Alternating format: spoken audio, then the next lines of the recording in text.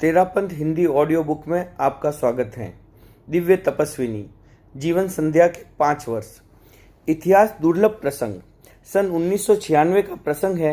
अक्षय तृतीया के कुछ दिन पूर्व श्रद्धेय गुरुदेव श्री तुलसी की उपासना में साध्वी पन्ना जी अपनी सहवर्ती साध्वियों के साथ उपस्थित थी।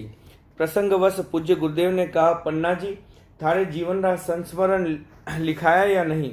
साध्वी विजयश्री जी ने निवेदन किया, गुरुदेव, आपके निर्देश पर आपने अपने जीवन के अनेक संस्मरण लिपिबद्ध कराए हैं। वे बहुत ही प्रेरक हैं।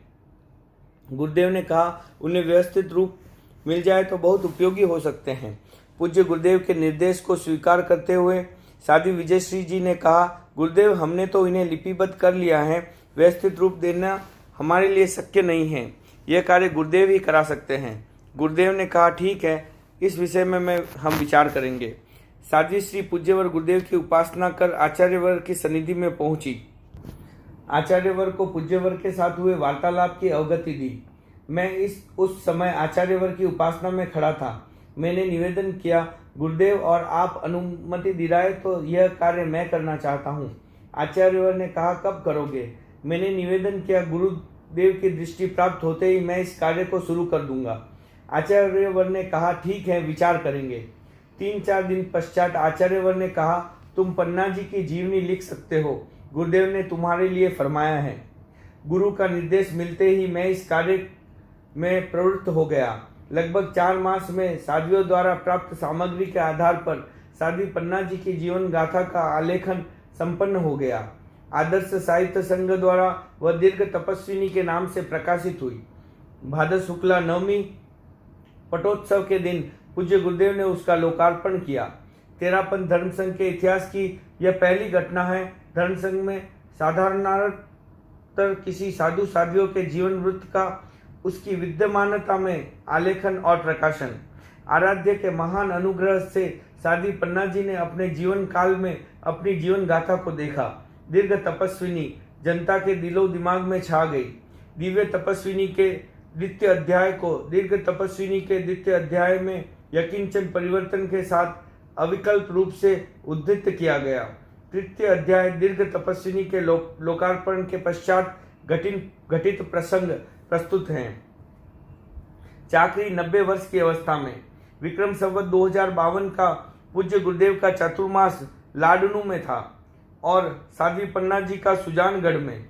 उस वर्ष श्रद्धेय आचार्यवर ने मर्यादा महोत्सव चाड़वास में किया। श्रद्धेय गुरुदेव का प्रवास लाडनू में रहा।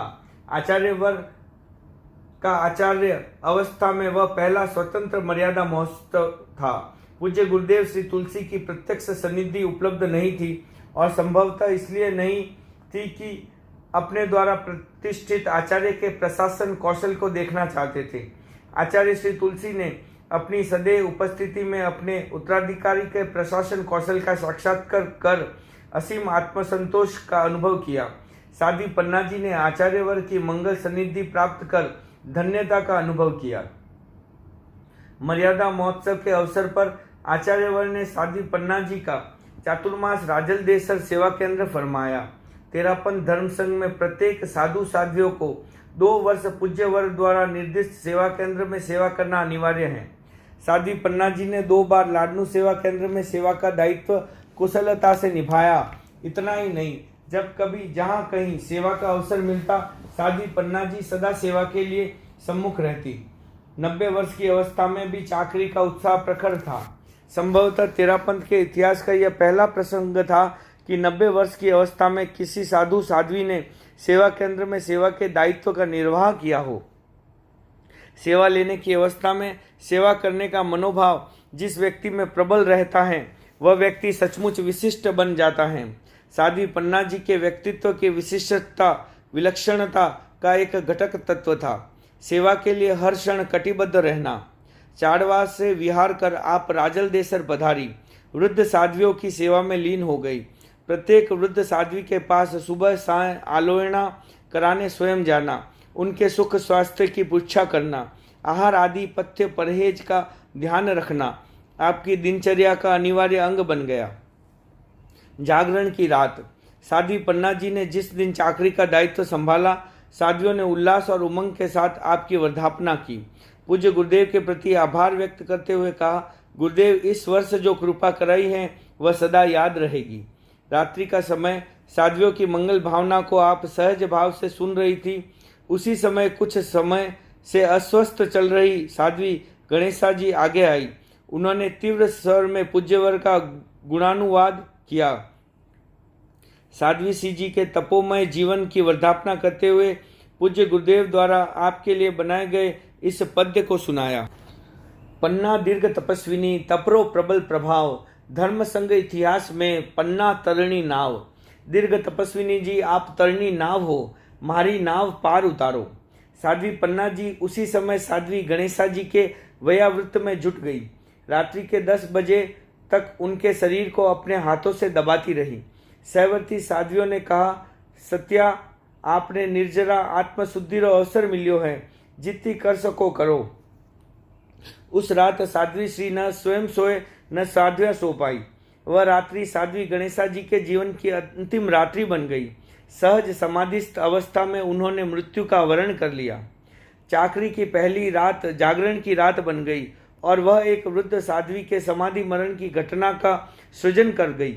राजल देसर सेवा केंद्र के इतिहास का यह पहला ही प्रसंग था कि किसी भी चाकरी की पहली रात में किसी साध्वी के समाधि मरण का प्रसंग बना हो। गुरु दर्शन की लालसा।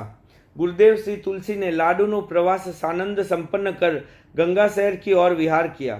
साध्वी पन्ना जी ने निश्चय किया, मुझे गुरुदेव के दर्शन करने के लिए छापर जाना है। आपने अपने इस निश्चय की साध्वियों को सूचना दी। साध्वियों ने निवेदन किया, साध्वी श्री गुरुदेव परसों छापर पधार जाएंगे। राजल देसर से छापर बहुत पास है, 25 किलोमीटर की दूरी और 90 वर्ष की अवस्था, कैसे संभव होगा ये। साध्वी पन्ना जी ने कहा, मुझे गुरुदेव गुरु दर्शन के लिए छापर जाना है, जिसको दूर लगता है वह यहीं रह जाए। साध्वियों ने पुनः निवेदन किया, महाराज आप 5-6 किलोमीटर ही चल पाते हैं, हम 2 दिन में कैसे पहुंच पाएंगे 25 किलोमीटर। रास्ता भी बहुत खराब है, जगह जगह सड़कों में गड्ढे हैं, उतार चढ़ाव है, कच्चे रास्ते में धोरे भी बहुत हैं। साध्वी श्री ने इन सब के प्रत्युत्तर में एक ही बात कही, गुरु दर्शन का संकल्प गुरु कृपा से सफल होगा, तुम अनावश्यक चिंता मत करो। साध्वियां मौन हो गई। साध्वी पन्ना जी ने उसी समय दिन साय विहार करने की घोषणा कर दी। पहले दिन समूसिया गांव, दूसरे दिन नाहटा की पौ और तीसरे दिन एक साथ 11 किलोमीटर का विहार कर छापर में पूज्य गुरुदेव के दर्शन। वंदे गुरुवरम की लयबद्ध ध्वनि सुनते ही पूज्य गुरुदेव ने कहा, साध्वी पन्ना जी की आवाज लग रही है। गुरुदेव का यह वाक्य पूरा होता उससे पहले ही आप पूज्यवर की पावन सन्निधि में उपस्थित हो गई, भावपूर्ण वंदना की। गुरुदेव ने अमित वात्सल्य उडेलते हुए कहा, थे क्यों आया हो। साध्वी श्री गुरुदेव रा दर्शन करने। गुरुदेव अभी तो दर्शन करया, हाँ 2 महीना हुआ है। साध्वी श्री फिर क्या पता कब दर्शन होंगे। गुरुदेव थारे तो घट घट में दर्शन ही है, थे आने री मेहनत क्यों करी। साध्वी श्री गुरुदेव प्रत्यक्ष दर्शन रो आनंद न्यारो ही हुए हैं, ई वास्ते मन में छटपटाहट लागी। आज रो भलो दिन उग्यो जद आप रा दर्शन हुआ। परिषद के मध्य गुरुदेव ने साध्वी पन्ना जी के आगमन की चर्चा करते हुए कहा, पन्ना जी तपस्या तो करे ही है, पर गुरु दर्शन री बेचैनी इतनी ही है कि ये अवस्था में भी 11 किलोमीटर पैदल चाल कर आया है। पूज्य गुरुदेव ने साध्वी श्री जी की ओर स्नेहल नजरों से निहारते हुए कहा, पन्ना जी थारो मनोबल तो बेजोड़ है, थे जो धार लियो वो करके भी दिखलाओ। साध्वी श्री गुरुदेव वो तो आप रो प्रताप है, मारे ई में की कोनी, आप री शक्ति मिले जना ही मैं तप कर पाऊं, अन्यथा ई दुर्बल शरीर सु तो की कोनी हुए। गुरुदेव छोटी छोटी सत्या संत सोचन लाग जावे, इतनी दूर जानो आनो कठिन है, हरारत होसी पण पन्ना जी तो की कोनी सोचे। साध्वी श्री गुरुदेव हरारत तो आप रे दर्शनासु कोसा दूर भागी, आज धन्य घड़ी और धन्य भाग है, आप री मोहनी मूर्त सामने बैठ निहार रही हूँ। व्याख्यान के मध्य गुरु शिष्य के बीच हुए इस मधुर सलाप को सुन जनता भाव विभोर हो गई। गुरुदेव श्री तुलसी से अंतिम संवाद। व्याख्यान के पश्चात आप पुनः पूज्य गुरुदेव की उपासना में प्रस्तुत हो गई। गुरुदेव ने राजल देसर में प्रवासित वृद्ध साध्वियों के संदर्भ में सुख प्रश्न की समाप्ति के अंतर तपस्या और अज्ञात चतुर्थ अभिग्रह वार्तालाप का विषय बन गया। पूज्य गुरुदेव ने पूछा, पन्ना जी थारे तपस्या में क्या चाले हैं? साध्वी श्री, आपरे प्रताप सु सब ठीक ही चाले हैं। गुरुदेव, थारो चौथो अभिग्रह काई है, माने लिख कर दे दो। साध्वी श्री, आप घट घट अज्ञाता हो, अंतर्यामी हो, आपने शब्दा में लिख कर देने की अपेक्षा ही कोनी। गुरुदेव, बोलो काई इच्छा है थारी? साध्वी श्री, इच्छा तो चौथी परिपाटी करने की है। चाड़वास में भी मैं एक दिन आचार्य ने घणो अनुरोध करियो कि आप चौथी परिपाटी की आज्ञा दिलाओ। गुरुदेव, अभी थारी माने बहुत जरूरत है, ये वास्ते अबार कोनी करावा। साध्वी श्री, गुरुदेव, मारी आशा पूर्ण करने वाला आप ही हो, आप ही मारी मांग पूरी कराओ। गुरुदेव, थारी आशा टाइम आया महाप्रज्ञ जी पूरी करासी। पूज्य गुरुदेव के इन वचनों ने साध्वी श्री जी के मन में एक आशा का संचार किया। थारी आशा टाइम आया महाप्रज्ञ जी पूरी करासी। साध्वी पन्ना जी और गुरुदेव तुलसी के बीच संपन्न यह वार्तालाप अंतिम संवाद बन गया। छापर से गुरुदेव ने चाड़वास की ओर विहार किया और साध्वी पन्ना जी ने राजल देसर की ओर। यदि साध्वी पन्ना जी छापर न आती तो पूज्य गुरुदेव के दर्शन का सौभाग्य इस जीवन में उपलब्ध नहीं होता। गुरु दर्शन न होने से उत्पन्न वेदना जीवन भर पीड़ित करती रहती। गुरु दर्शन और गुरु के अनमोल बोल सुन आपने कृतार्थता का अनुभव किया। पैर में फ्रैक्चर। 20 जून 1997 साय लगभग 6 बजे का समय साध्वी पन्ना जी शौचार्थ बाहर जाने के लिए समुद्रित हुई। सहसा एक चक्कर सा आया, ऐसा लगा कि किसी ने धक्का दे दिया। आप तत्काल गिर गए। 2 क्षण के लिए सब स्तब्ध रह गए। साध्वी विजयश्री जी आदि साध्वियाँ तत्काल आपके उपपात में पहुंची, आपको हस्तावलंबन देकर उठाया। गिरने से पैर को गहरी चोट लगी, कुल्ले की 2 हड्डियों में फ्रैक्चर हो गया। वेदना तीव्रतर होती गई। संध्या का समय, सूर्यास्त में केवल 1 घंटा शेष था। राजल देसर जैसे छोटे कस्बे में तत्काल चिकित्सा सुविधा का सुलभ होना संभव नहीं था। कुछ तात्कालिक देसी उपचार किए, लेकिन उनसे पीड़ा में कोई अंतर नहीं आया। उस असह्य वेदना को आपने अत्यंत संभाव से सहा। आपका संसार पक्ष परपोत्र योगेश उस दिन आपकी सेवा में आया हुआ था। वह तत्काल गंगा शहर आया। राजल देसर के अनेक जिम्मेदार श्रावक भी उसके साथ थे। पूज्य वर्ग को सारी स्थिति निवेदित की। दूसरे दिन बीकानेर के सुप्रसिद्ध अस्थि रोग विशेषज्ञ डॉक्टर GS विजय ने साध्वी श्री के दर्शन किए। जांच परख के बाद ट्रैक्शन लगाया, पक्का प्लास्टर बांध दिया। लगभग 3 माह तक वह प्लास्टर रहा। डॉक्टर विजय ने कहा, साध्वी श्री, आपको सप्ताह भर निरंतर दवा लेनी होगी, उससे बहुत आराम मिलेगा। साध्वी श्री ने दवा लेने के प्रस्ताव को अस्वीकार कर दिया। डॉक्टर के आग्रहपूर्वक अनुरोध पर आपने कहा, मैं दवा नहीं लूंगी, गुरु के प्रताप से सब कुछ अच्छा होगा। फ्रैक्चर की इस दूसरी स्थिति में भी आपने दवा का सेवन नहीं किया। एकांतर तप का क्रम निर्बोध चलता रहा। निर्धारित अवधि के पश्चात डॉक्टर विजय ने पुनः दर्शन किए। उन्होंने 90 वर्ष की अवस्था में हड्डी के जुड़ने की आश्चर्यकारी घटना माना। साध्वी श्री ने कहा, यह गुरु की शक्ति का प्रत्यक्ष निदर्शन है। शरीर को उठने, बैठने एवं चलने में अक्षम बनाने वाली परिस्थिति आस्था बल और तपोबल के सामने पराजित हो गई। आपने कुछ घूमना फिरना शुरू किया। साध्वियों के विश्राम करने के अनुरोध को यह कहते हुए अस्वीकार कर दिया, तुम मुझे घूमने दो, इस कार्य में सहयोग करो, इससे मेरे पैरों में ताकत आएगी, अन्यथा ये पैर बेकार हो जाएंगे। मैं अभी भी 2-4 किलोमीटर पैदल चल सकती हूँ, इसलिए मुझे कहीं स्थिरवास नहीं करना। साध्वी पन्ना जी का यह मनोबल ही था कि 90 वर्ष की अवस्था में भी कुल्ले की हड्डी टूटने से उत्पन्न समस्या सुलझ गई। कभी कहीं स्थिरवास करने की स्थिति नहीं आई। आचार्य वर्ग के दर्शन। चाकरी संपन्न होने पर साध्वी श्री ने राजल देसर से पूज्य वर्ग के दर्शन के लिए छापर की ओर विहार किया। श्रद्धेय आचार्य श्री महाप्रज्ञ 27 फरवरी 68 को छापर पधार रहे थे। उसी दिन साध्वी पन्ना जी, साध्वी जयश्री जी और साध्वी अणिमा श्री जी आदि साध्वियों ने मार्ग में पूज्य वर्ग के दर्शन किए।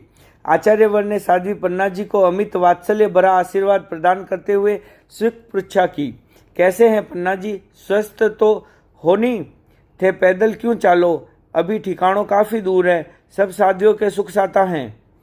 साध्वी श्री आपरी कृपा सु ठीक है, आज आपरा दर्शन हो गया, मारो तो हिलोरो खावे हैं, हर सम्मान मावे ही कोनी। आचार्य श्री थाने मारे दर्शन से खुशी है, तो माने भी थारे आने से आनंद हो रहे है।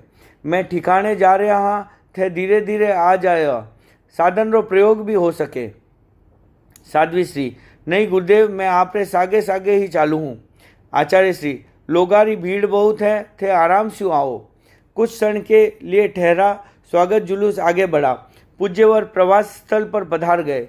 स्वागत कार्यक्रम शुरू हो गया। साध्वी पन्ना जी आदि साध्वियों ने दर्शन किए। साध्वियों ने पुस्तक पन्ने आदि का समर्पण किया। श्रद्धेय आचार्यवर ने साध्वी श्री के आगमन का उल्लेख करते हुए कहा, आज साध्वी पन्ना जी आई हैं। वे हमारे धर्म संघ की दीर्घ तपस्विनी साध्वी हैं, तपस्या की प्रतिमूर्ति हैं। जीवन के 9 दशक पार कर चुकी हैं, 10वें दशक में हैं। पूज्य गुरुदेव ने भी बहुत बार कहा और मैंने भी कहा, आई तो हैं पर अभी जाने की जल्दी नहीं करना। ये हमारे धर्म संघ की दुर्लभ साध्वी हैं। इतनी तपस्या और इतनी सहज पवित्र आत्मा। मुझे संवाद मिला, अभी लघु श्रृंग निष्क्रीडित तप की चौथी परिपाटी करना है, अपना काम करना है। मैं नहीं चाहता ये लंबी तपस्या की बात करे, जो चल रहा है बस वह चलता रहे।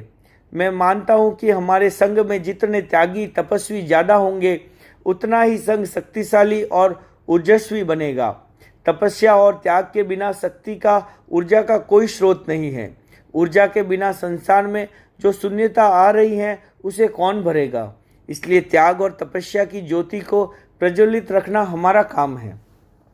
श्रद्धेय आचार्यवर ने अतीत की स्मृति करते हुए कहा, मेरी संसार पक्षीय माता साध्वी बालू जी, संसार पक्षीय बहन साध्वी मालू जी और साध्वी पन्ना जी, तीनों शरीर से तो 3 आत्मा में एक रही हैं। ये तीनों पवित्र आत्माएं लंबे समय तक साथ रही, साथ का जीवन जिया। भौतिक शरीर से तो इतना साथ रह नहीं सकते हैं, किंतु ये आत्मा के साथ रही हैं। हमें प्रसन्नता है कि ऐसी तपस्विनी साध्वी हमारे धर्म संघ में है। जो संघ त्यागी और तपस्वी आत्माओं का होता है, वह सदा शक्तिशाली बना रहता है। आज हमारे संघ में जो काम हो रहा है, उसका हेतु है त्याग और तपस्या। जब तक श्रमनिष्ठ त्याग और तप रहेगा, तब तक धर्म संघ शक्तिशाली और तेजस्वी बना रहेगा। स्वागत कार्यक्रम की समाप्ति के अंतर पूज्य आभ्यंतर कक्ष में पधारे। आपने पूज्यवर को नवीन उपकरण रजोहरण आदि उपहत किए। आचार्यवर ने रजोहरण का निरीक्षण कर कहा, कितना सुंदर एवं कलात्मक ढंग से रजोहरण तैयार किया है। निकष्ट साध्वी जयश्री की ओर देखते हुए आचार्य श्री ने पूछा, क्या तुम रजोहरण लाई हो? साध्वी जयश्री ने कहा, गुरुदेव हम चाकरी से आए हैं। आचार्य श्री ने मुस्कुराते हुए कहा, क्या पन्ना जी के चाकरी नहीं थी? सेवा केंद्र में सेवा करने वाली साध्वियों के लिए रजोहरण आदि बनाना अनिवार्य नहीं। साध्वी जयश्री ने इस परंपरा का निर्वाह किया। साध्वी पन्ना जी ने सेवा कार्य का संपादन करते हुए रजोहरण आदि का निर्माण किया। यह आपकी विशिष्ट निर्जरा भावना का निदर्शन था। आतापना की आकांक्षा। श्रद्धेय आचार्यवर छापर से सुजानगढ़ होते हुए लाडनू पधारे। आपको पूज्यवर की सनिधि का दुर्लभ अवसर उपलब्ध हो गया। एक दिन आप पूज्यवर की उपासना में लीन थी। अकस्मात मन में आतापना लेने का विचार उभरा। आपने पूज्यवर से प्रार्थना की, गुरुदेव कुछ दिन आतापना लेने रो मन है, कृपा कर आज्ञा दिलाओ। आचार्य श्री, थारो सारो जीवन ही तपोमय है, अब आतापना काई करस्यो? साध्वी श्री, गुरुदेव तपस्या रे सागे आतापना रो अनुभव बहुत जरूरी है। आचार्य श्री, मौन स्वीकृति प्राप्त कर आपने 26 मई 1968 से प्रातःकाल आतापना लेना शुरू किया। जेठ का महीना, भयंकर गर्मी का मौसम, प्रातःकाल भी सूर्य का ताप बहुत प्रखर होता। आप सूर्योदय के पश्चात 1 घंटा तक आतापना लेती। उपवास हो या पारना, आतापना का यह क्रम निश्चित चलता। साध्विया पारना लेकर आ जाती, पर आतापना की निश्चित अवधि से पूर्व आप कुछ भी नहीं लेती। भयंकर गर्मी में चौविया तप और पारना भी आतापना से पूर्व न करना, यह कर्म सहवर्ती साध्वियों के लिए चिंता का विषय बन गया। साध्वी विजयश्री जी ने पूज्यवर से निवेदन किया, गुरुदेव आतापना की स्वीकृति पर पुनः विचार करें। आचार्य श्री ने साध्वियों के अनुरोध पर निर्देश दिया पन्ना जी, अतापना उपवास के दिन ले सकती हो, पारने के दिन नहीं। अतापना का यह क्रम 20 दिन चला। सेवा में अंतराय। पूज्यवर का सन 1968 का चतुर्मास सरदार शहर घोषित था। गुरुदेव ने एक दिन साध्वी पन्ना जी से कहा, पन्ना जी, मारो चौमासो सरदार शहर है, सागे चालने रो मन हुए तो चालो। साध्वी पन्ना जी पूज्य गुरुदेव के कृपापूर्ण अनुग्रह से भाव विभोर हो गई। गुरु सन्निधि में चातुर्मास की कल्पना ने साध्वी श्री जी के मन में अपूर्व उत्साह का संचार किया, किंतु नियति को यह मान्य नहीं था। साध्वी पन्ना जी की सर्ववर्ती साध्वी धर्मवती अस्वस्थ हो गई। उनके स्तन पर गांठ थी। डॉक्टर कुचेरिया ने देखा, ऑपरेशन कराने का परामर्श दिया। अक्षय तृतीया के दिन मंगलम चिकित्सालय में ऑपरेशन हो गया। स्थिति क्रमशः सुधरती चली गई। 13 दिन बाद टाँके खोल दिए, हॉस्पिटल से छुट्टी मिल गई। दूसरे दिन साध्वी धर्मवती जी प्रतिलेखना कर रही थी। अकस्मात हाथ का झटका लगा, टाँके खुलने शुरू हो गए। वह स्थल जैसे फट गया, खून बहने लगा। साध्वी श्री जी को तत्काल पुनः हॉस्पिटल में भर्ती करवाया गया। 31 दिन तक निरंतर पट्टी की गई। साध्वी धर्मवती ने धीरे धीरे स्वस्थ हो गई, किंतु अभी तक स्थिति नहीं थी कि वे विहार कर सके। साधन प्रयोग से ले जाना भी खतरे से खाली नहीं था। गुरुदेव ने सरदार शहर की ओर विहार करने से कुछ दिन पूर्व कहा, पन्ना जी, थारे मन हुए तो सागे चालो। धर्मवती जी री सेवारी दूसरी व्यवस्था कर देस्या। साध्वी श्री ने पूज्यवर के इस अनुग्रह के संदर्भ में निवेदन किया, गुरुदेव, मारे आपरी सेवारी अंतराय हैं। धर्मवती जी 47 वर्ष मारी सेवा कर रहा है। आरे वो पहलो ही काम पड़ियो है। ये अवस्था में छोड़ जाने रो मन को नहीं। आचार्यवर विहार कर ऋषभ द्वार होते हुए सुजानगढ़ पधारे। साध्वी पन्ना जी ने ऋषभ द्वार के परिपार्श्व में आचार्यवर को वंदना कर कुछ मांगलिक खाद्य वस्तुएं समर्पित करते हुए कहा, आप घणो ही उपकार करशो, सुखे सुखे विचरजो, मारी पाछी जल्दी संभाल लीजो। भावपूर्ण पत्र। साध्वी पन्ना जी ने सेवा की प्रधानता दी और सरदार शहर जाने की इच्छा का स्वयं खंडन किया। गुरु सेवा से वंचित होने की वेदना साध्वी श्री ने एक भावपूर्ण पत्र द्वारा प्रेषित की। आस्था और समर्पण की स्याही से लिखे गए उस पत्र की भाषा इस प्रकार है। अंतर्ज्ञाता, भाग्य विधाता, जीवन निर्माता परम पूज्य गुरुदेव के चरणों में घनी घनी वंदना और सुख पुच्छा। गुरुदेव, आप गणा ने ही तार्या हो और तार रहा हो। युग युग माँ भक्ता ने तारता रहीजो। भगवान, आपकी कृपा मारे पर घनी है। मैं आपकी कृपा ने भूल को नहीं सकूँ। आप फरमायो, पन्ना जी, थारो मन हुए तो चौमासो मारे सागे कर लियो, थारो मन हुए तो कठे और कर लियो। या कुण फरमाया सके, आप री कृपा रो बखान में कोनी कर सकूँ। अन्नदाता, मारे अंतराय कर्म रो जोग है, जके शू मारे सेवा छूट रही है। मारे मन में तो घणो ही आवे, नित उठ आप री सेवा में बैठ जाऊं। आप मारे हृदय विराज्योड़ा हो, आप रो शरणो ले मैं मारे जीवन री नैया पार करूं। आ ही मारी भावना है। भगवान, अबे आप सुखे सुखे बधारो, जय विजय वरो, लोगारो घणो उपकार करो। आप री पुनवानी गणाधिपति गुरुदेव जो दिन दूनी बढ़ती जा रही। आप रो तनुरत्न स्वस्थ रहे, आ ही मारी शुभकामना। आप री शिष्या साध्वी पन्ना। समयज्ञता और सेवा परायणता। विक्रम संवत 2055 में आपका चतुर्मास सुजानगढ़ में हुआ। जनता में अच्छा उत्साह का वातावरण बना। धर्मसंघ की बहुत प्रभावना हुई। तपस्या का अपूर्व उपक्रम शुरू हो गया। 2 मास खमन हुए। कभी उपवास न करने वाले लोगों ने भी 28 की तपस्या की। स्वाध्याय जप आदि का सुंदर क्रम चला। चातुर्मास के पश्चात साध्वी प्रमुखा श्री कनक प्रभा जी का सुजानगढ़ आगमन हुआ। आपने साध्वी प्रमुखा श्री के दर्शन कर धन्यता का अनुभव किया। मर्यादा महोत्सव के अवसर पर भी आप लाडनू पधारी। लाडनू से पुनः लौटते ही आप जोर से आक्रांत हो गई। दुबली पतली काया को टाइफाइड ने घेर लिया। लगभग 27 दिन तक टाइफाइड का प्रकोप रहा, किंतु आपने इस व्याधि की चिकित्सा तप और जप से की। अन्य किसी चिकित्सा विधि का प्रयोग नहीं किया। जब तप के बल से टाइफाइड को सदा के लिए विदाई दे दी। चैत्र शुक्ला कृष्ण पक्ष में आपको 9:30 बजे संवाद मिला। लाडनू में अनेक साध्वियां एक साथ जोर से आक्रांत हो गई। आपने तत्काल प्रवचन को संपन्न किया। साध्वी उर्मिला कुमारी जी एवं साध्वी धर्मलता जी को सेवा के लिए 10 बजे लाडनू की ओर विहार करा दिया। पूज्यवर के पास दिल्ली में अस्वस्थता का संवाद पहुंचा। पूज्यवर ने लाडनू एवं बिदासर सेवा केंद्र की साध्वियों को सहयोग करने का निर्देश दिया। पूज्यवर का दूसरा संवाद मिला। साध्वी पन्ना जी ने अपनी 2 साध्वियों को तत्काल लाडनू भेज दिया। पूज्यवर ने इस संवाद को सुनकर फरमाया, साध्वी पन्ना जी कब चूकने वाली थी। उन्होंने निर्देश का इंतजार भी नहीं किया।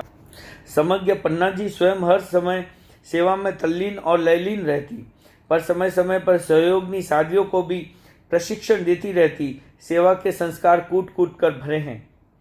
साध्वी प्रमुखा श्री कनक प्रभा ने आपकी उदारता और सेवा प्रेरणाता का उल्लेख करते हुए एक पत्र के माध्यम से अपनी भावनाएं संप्रेषित की। पत्र की भाषा इस प्रकार है। 17/3/1999 आदरास्पद शासन गौरी साध्वी श्री पन्ना जी, सादर वंदना एवं सुख पृच्छा। आपकी संगनिष्ठा, गुरुनिष्ठा, तपस्या, सेवा भावना आदि अनेक विशेषता ऐसी हैं जो आपके व्यक्तित्व को विशिष्ट कोटि में ले जाने वाली हैं। यहाँ कुछ साध्वियों के ज्वर का संवाद ज्ञात होते ही आपने साध्वी उर्मिला कुमारी और धर्मलता जी को अविलंब लाडनू भेज दिया। दोनों साध्वी ने पूरे मनोयोग से साध्वियों की सेवा की। गोचरी पानी का काम हो या और कोई काम हो, हर काम में आगे रही। सुजानगढ़ में साध्वी कांतयशा जी के तकलीफ होने पर भी आपने उनको बुलाया नहीं। काश आपकी ये उदारता और सेवा प्रेरणात्मकता पूरे संघ में सक्रांत हो जाए। आपका शरीर भी इन दिनों कमजोर हो गया है। यदि आपको लंबे समय तक संघ की सेवा करनी है तो शरीर की आवश्यक सार संभाल जरूरी है। परम श्रद्धेय आचार्य प्रवर दिल्ली में शासन प्रभावना के कार्य में संलग्न हैं। आप गुरु दर्शन और सेवा के लिए उत्कंठित हैं। वह भावना तभी पूर्ण होगी जब आप शरीर का ध्यान रखेंगे। तपस्या के साथ जब ध्यान के प्रयोग चलते रहें। तटस्थ सभी साध्वियों को यथा योग्य वंदना एवं सुख पृच्छा। कांतियशा जी का सही ढंग से उपचार करवाए।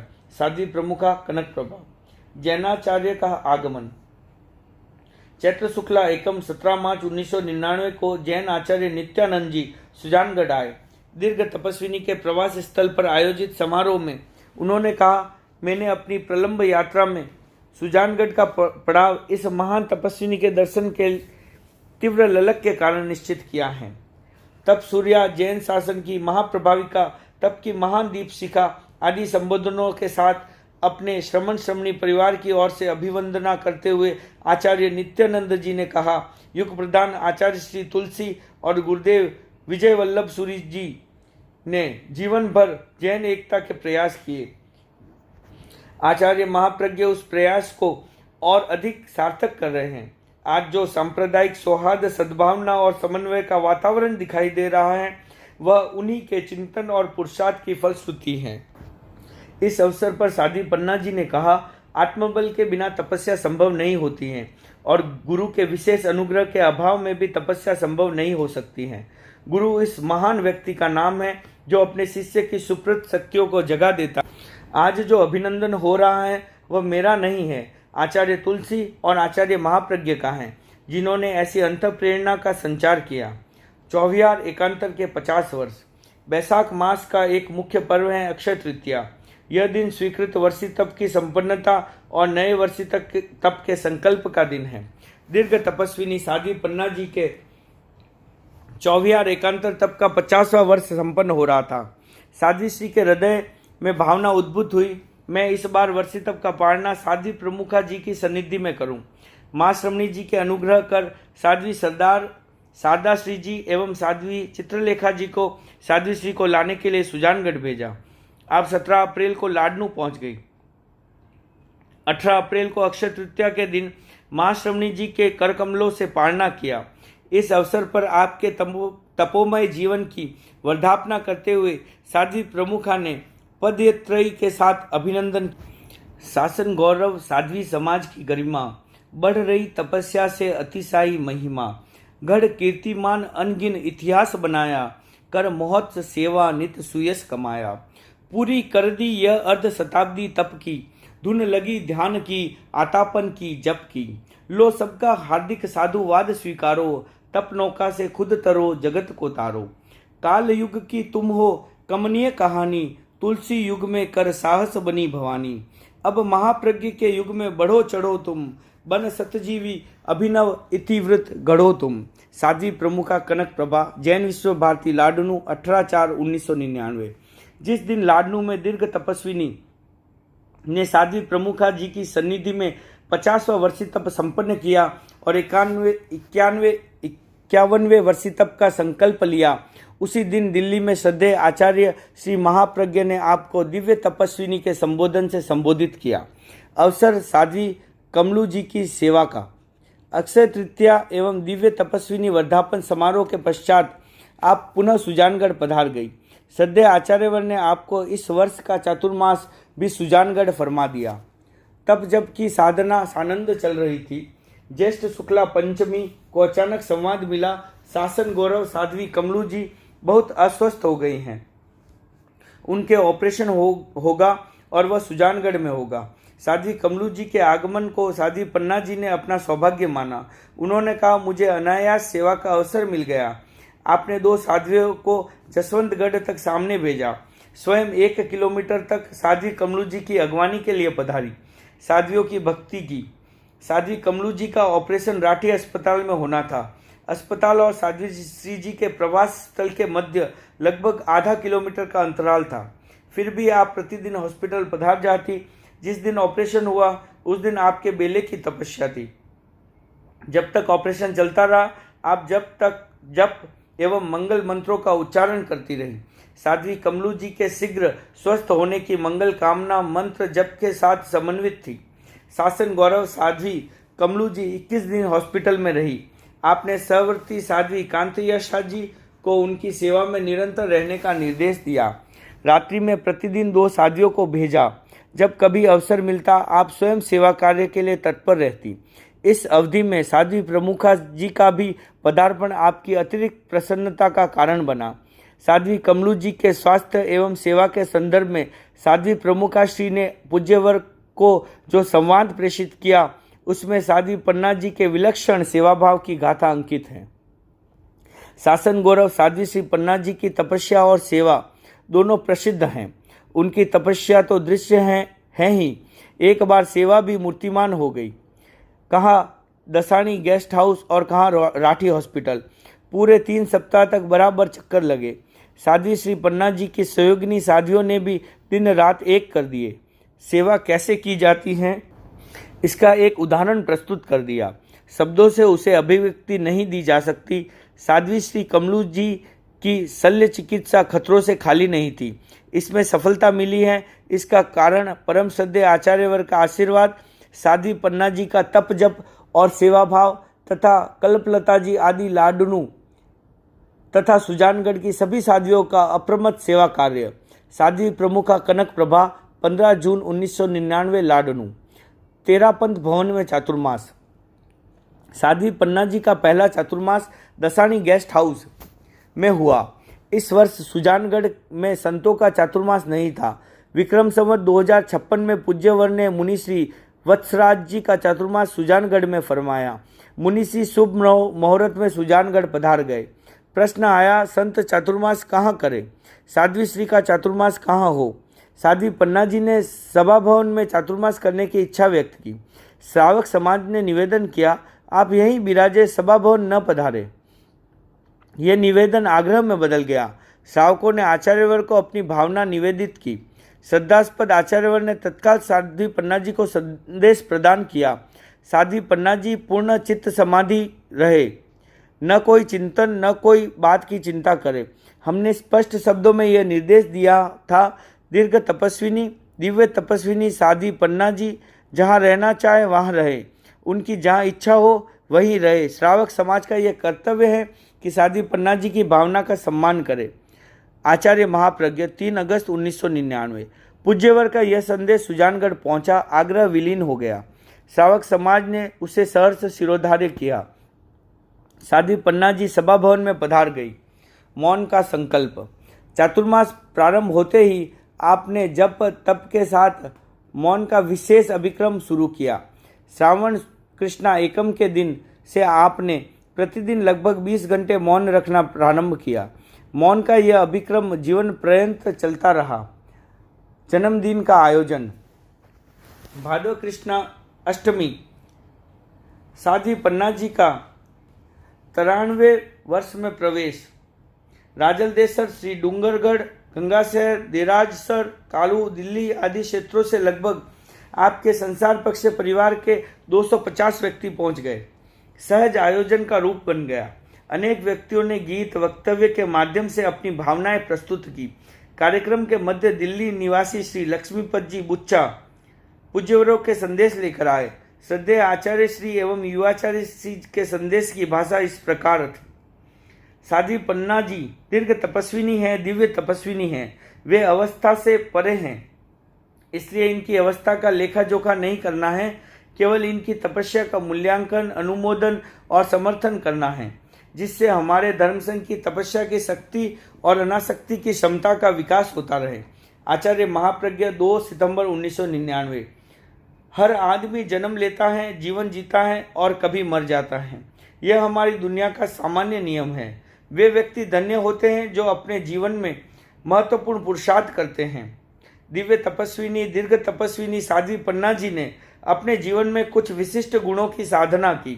चित्तादक तप साधना, सेवा भावना और गुरु दृष्टि आराधना के द्वारा उन्होंने धर्म शासन का गौरव बढ़ाया और पूज्यों ने उनका गौरव बढ़ाया।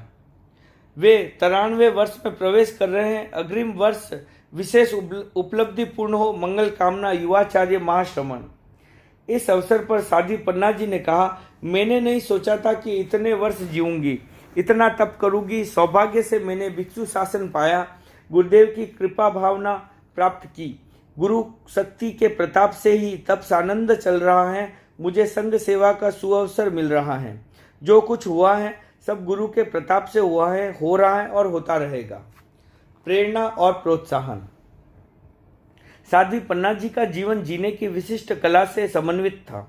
आपकी सनित्री सहवर्ती साध्वियों के लिए सहज प्रेरणा का अवसर बनती। वह प्रेरणा कुछ नया सीखने का हेतु बनती, कुछ नया करने की भावना भरती। साध्वी पन्ना जी जरूरक्रांत हो गई, दस्त भी लगने लगे। एक बार शरीर की स्थिति चिंतनीय बन गई, अत्यधिक सुस्ती और बेचैनी। इस स्थिति में भी आपका मनोबल विलक्षण था। साध्वियों की ओर हाथ बढ़ाते हुए आपने कहा, देखो नाड़ी की क्या स्थिति है। साध्वी कांतियसा जी ने कहा, महाराज मुझे नाड़ी देखना नहीं आता। आपने नाड़ी परीक्षण की विधि बताते हुए कहा, हाथ में इतनी नाड़ियां हैं, यह नाड़ी पित्त की है, यह वायु की, यह कफ की, इसमें ज्वर का पता चलता है।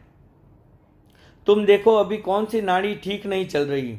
साध्वी पन्ना जी के प्रेरणा युक्त निर्देश दिया, तुम 2-3 दिन में 3-4 बार नाड़ी की परीक्षा करो, तुम नाड़ी देखना सीख जाओगी।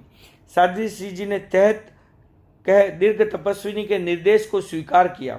साध्वी श्री ने नाड़ी ज्ञान की उपयोगिता बताते हुए कहा, हम साधु हैं, कब कहाँ नाड़ी परीक्षण की अपेक्षा हो जाए, डॉक्टर की प्रतीक्षा कब तक करेगी। यदि हम इन सामान्य चिकित्सकीय विधियों को सीख ले तो अपना डॉक्टर स्वयं बन जाएगी। स्वयं डॉक्टर बनना अच्छा है अथवा किसी डॉक्टर की प्रतीक्षा करना। साध्वी श्री के इस प्रश्न ने एक प्रेरणा दी। नाड़ी परीक्षण का बोध पाने का संकल्प जाग गया। समोचित प्रेरणा पुरुषार्थ की गाथा बन गई। कार्तिक कृष्णा द्वादशी का दिन साध्वी उर्मिला कुमारी जी और कांतियसा जी आपको उत्तरायधन सूत्र सुना रहे थे। स्वाध्याय की संपन्नता के पश्चात आपने सहज स्वर में कहा, आचार्य भारमल जी खड़े खड़े उत्तरायधन का स्वाध्याय करते थे। साध्वी कांतियसा जी ने कहा, यदि आप फरमाए तो हम भी खड़े खड़े उत्तरायधन सूत्र सुनाना चाहती हैं। साध्वी श्री ने इस कथन के साथ वार्तालाप को विराम मिल गया। दूसरा दिन स्वाध्याय का समय साध्वी श्री ने उत्तरायधन सूत्र सुनाने का उपक्रम किया। साध्वी पन्ना जी ने कहा, तुमने कल कहा था मैं उत्तरायधन खड़े खड़े सुनाना चाहती हूँ, क्या भूल गई। साध्वी श्री तत्काल खड़ी हो गई। प्रहर रात्रि तक उत्तरायधन सुनाया। खड़े खड़े सुनाने का यह क्रम अनेक दिन चलता रहा। इसका कारण बना साध्वी पन्ना जी की समयोचित प्रेरणा। 93 वर्ष की अवस्था में गोचरी। वही व्यक्ति दूसरे की पुरुषार्थ चेतना के जागरण में निमित्त बन सकता है जो स्वयं पराक्रम और पुरुषार्थ का जीवन जीता है। जिसका पुरुषार्थ का देवता सोया रहता है वह कभी आदर और सम्मान का पात्र नहीं बनता। दिव्य शक्ति का साक्षात्कार सब व्यक्ति नहीं कर पाते, किंतु पुरुषार्थ की शक्ति का साक्षात्कार प्रत्येक व्यक्ति कर सकता है। जहाँ पुरुषार्थ चेतना जागृत होती है, मनोबल प्रबल होता है, वहाँ शरीर बल का प्रश्न गौण हो जाता है। 93 वर्ष की अवस्था में गोचरी के उपक्रम को उत्कृष्ट मनोबल की परिणति कहा जा सकता है। चैत्र शुक्ला तृतीय संवत 2057 संध्या का समय प्रतिक्रमण के पश्चात साध्वी पन्ना जी ने साध्वियों से कहा, अनेक लोग प्रार्थना कर रहे हैं कि आप हमारे घर पधारें। उनकी भावना को देखकर मन में भी आता है कि मैं उनके घर जाऊं। साध्वियों ने निवेदन किया, महाराज 93 वर्ष की अवस्था, चौविया तप और गर्मी का मौसम, ऐसी स्थिति में आपका घरों में पधारना कैसे हो सकता है? आप लोगों से कह दीजिए, अब मेरी अवस्था गोचरी जाने घरों में घूमने फिरने की नहीं, गोचरी साध्विया ही करेगी। साध्वी श्री ने कहा, यह ठीक है कि मैं ज्यादा नहीं चल सकती, किंतु आधा 1 किलोमीटर तो चल सकती हूँ। थोड़ा चलने से पैर में ताकत आती है। वैसे भी सुबह सुबह घूमना स्वास्थ्य के लिए अच्छा रहता है। साध्वी श्री कांतियसा जी ने सहज भाव से कहा, महाराज आपका मन हो तो कुछ घरों में ही क्यों, गांव के सब घरों को स्पर्श कराएं। साध्वी पन्ना जी ने यह कहते हुए वार्तालाप को विराम दे दिया। कल से यह क्रम शुरू कर देते हैं। प्रातः प्रतिक्रमण पूर्व आपने पूछा, आज कौन से घरों का स्पर्श करना है? साध्वी श्री ने प्रति प्रश्न किया, क्या सचमुच आप सब घरों में पधारना चाहती हैं? साध्वी श्री, हाँ महाराज, सुजानगढ़ में अभी श्रावक समाज के लगभग 350 घर हैं। वे चारों दिशाओं में फैले हुए हैं। रास्ता भी समतल नहीं है, बहुत उतार चढ़ाव है, गलियां भी संकरी और घुमावदार हैं। कैसे संभव होगा? साध्वी पन्ना जी ने निश्चय स्वर में कहा, गुरु कृपा से संभव होगा और आज से ही शुरू करना है। साध्वी श्री के इस निश्चय के प्रति प्रणत होते हुए साध्वी जी ने कहा, महाराज आज दिन भी अच्छा है, शनिवार और चतुर्थी सहज सिद्धि योग है। प्रतिक्रमण प्रतिलेखन के पश्चात वृद्ध मंगल पाठ के समय आपने कहा, श्रद्धेय आचार्य श्री महाप्रज्ञ चूरू में सुख साता पूर्वक विराज रहे हैं, अब बहुत निकट पधार गए हैं। गुरुदेव यहाँ पधारे, उससे पूर्व अच्छे वातावरण का निर्माण करना है। त्याग प्रत्याख्यान से ही संतों का सच्चा स्वागत होता है। पूज्यवर का आगमन ऐतिहासिक बने, इस दृष्टि से सबको त्याग प्रत्याख्यान का विशेष प्रयोग करना है। दीर्घ तपस्विनी स्वयं प्रत्येक घर का स्पर्श करेगी। इस सूचना को श्रावक समाज ने अपने सद्भाग्य के रूप में स्वीकारा।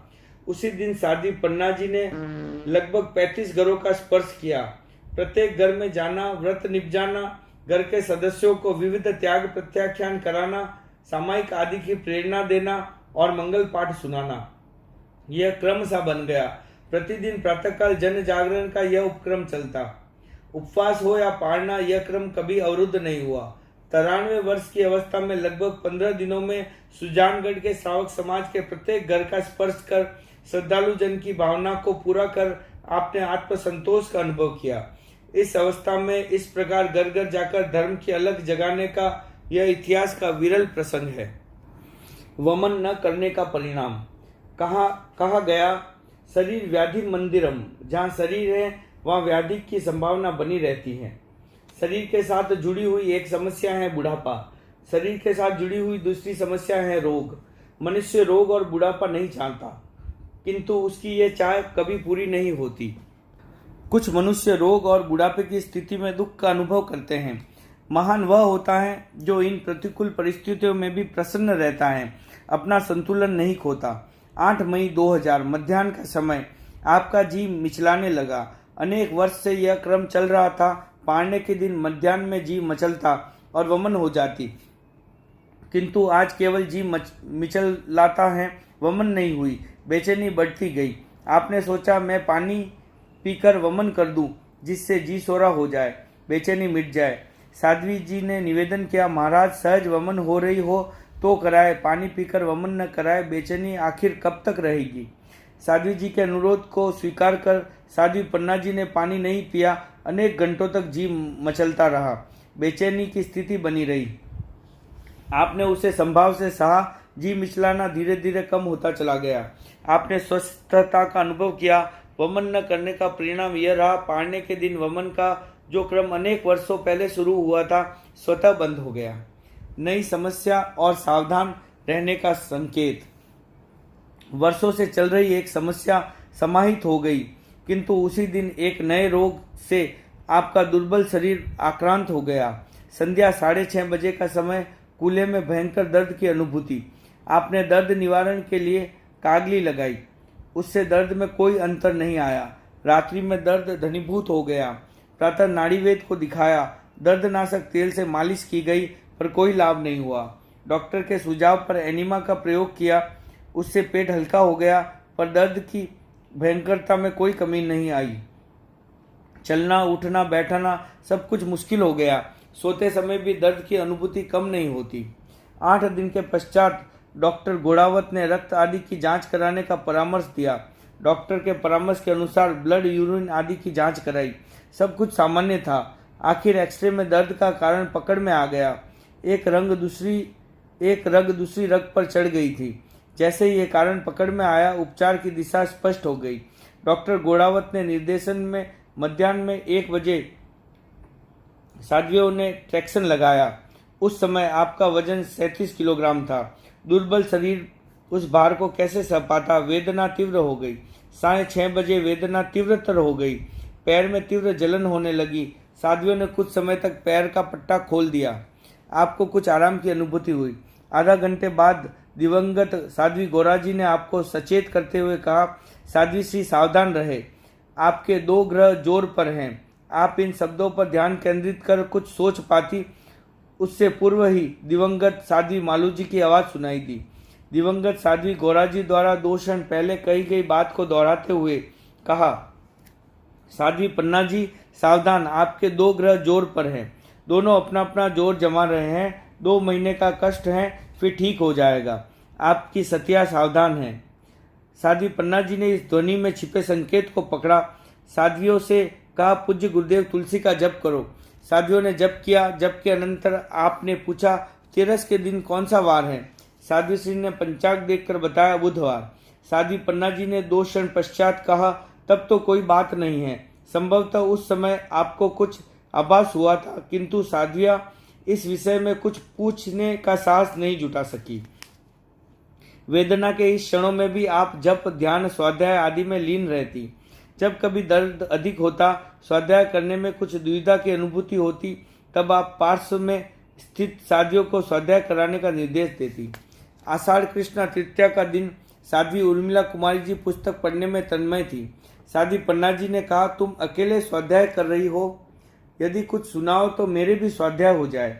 साध्वी उर्मिला जी ने आपके निर्देश को स्वीकार कर तेरापन प्रबोध सुनाया।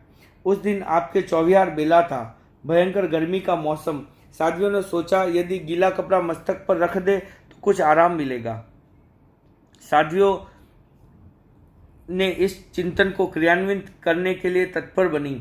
आपने तत्काल निषेध करते हुए कहा, इतनी रक्षा मत करो, शरीर नाशवान है, आत्मा अमर है, आत्मा रे कोई वेदना को नहीं।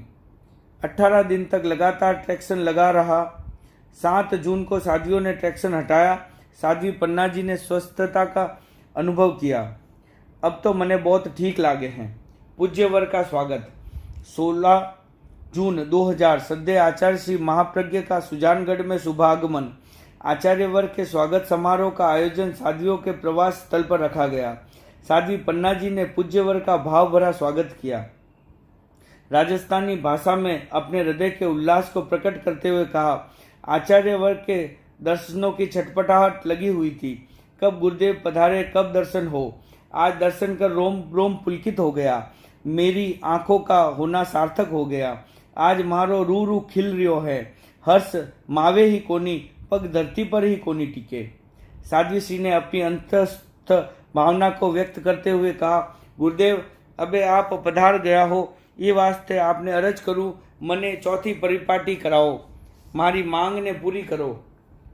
श्रद्धेय आचार्य श्री साध्वी पन्ना जी की दुर्लभ विशिष्टताओं का उल्लेख करते हुए कहा, मैं साध्वी पन्ना जी में त्रिमूर्ति को देखता हूँ। मेरी संसार पक्षीय माँ साध्वी बालू जी, संसार पक्षीय बहन साध्वी मालू जी और साध्वी पन्ना जी, तीनों का ऐसा तादात्म्य योग रहा कि शरीर 3 पर आत्मा एक ही है। मेरी दृष्टि में तीनों एक ही हैं। इनकी एक भावना है चौथी परिपाटी करने की। इस बार ट्रैक्शन आदि लगने से बहुत निर्जरा हो गई हैं। ये जो कर रही हैं वह भी बहुत हैं।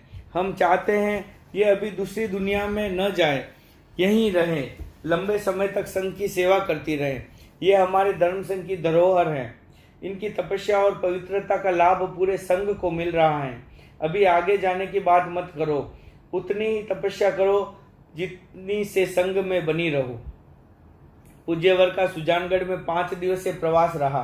साध्वी पन्ना जी को जब जब गुरु सेवा का दुर्लभ अवसर उपलब्ध होता, पूज्यवर के असीम अनुग्रह का साक्षात्कार होता। गुरु सन्निधि के ये क्षण आपके जीवन के अविस्मरणीय संस्मरण बन जाते।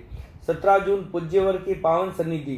साध्वी प्रमुखा श्री ने निवेदन किया, गुरुदेव आज साध्वी पन्ना जी के पालना है, अभिग्रह है। आचार्यवर ने मुस्कुराते हुए टिप्पणी की, क्या पालना और क्या अभिग्रह, यह रोज का क्रम है। कभी कभार हो तो काली मिर्च मिश्री आदि लाई जाती हैं। रोज रोज के लाड़ कौन करे। ये तो अभिग्रह अतीत हो चुकी है।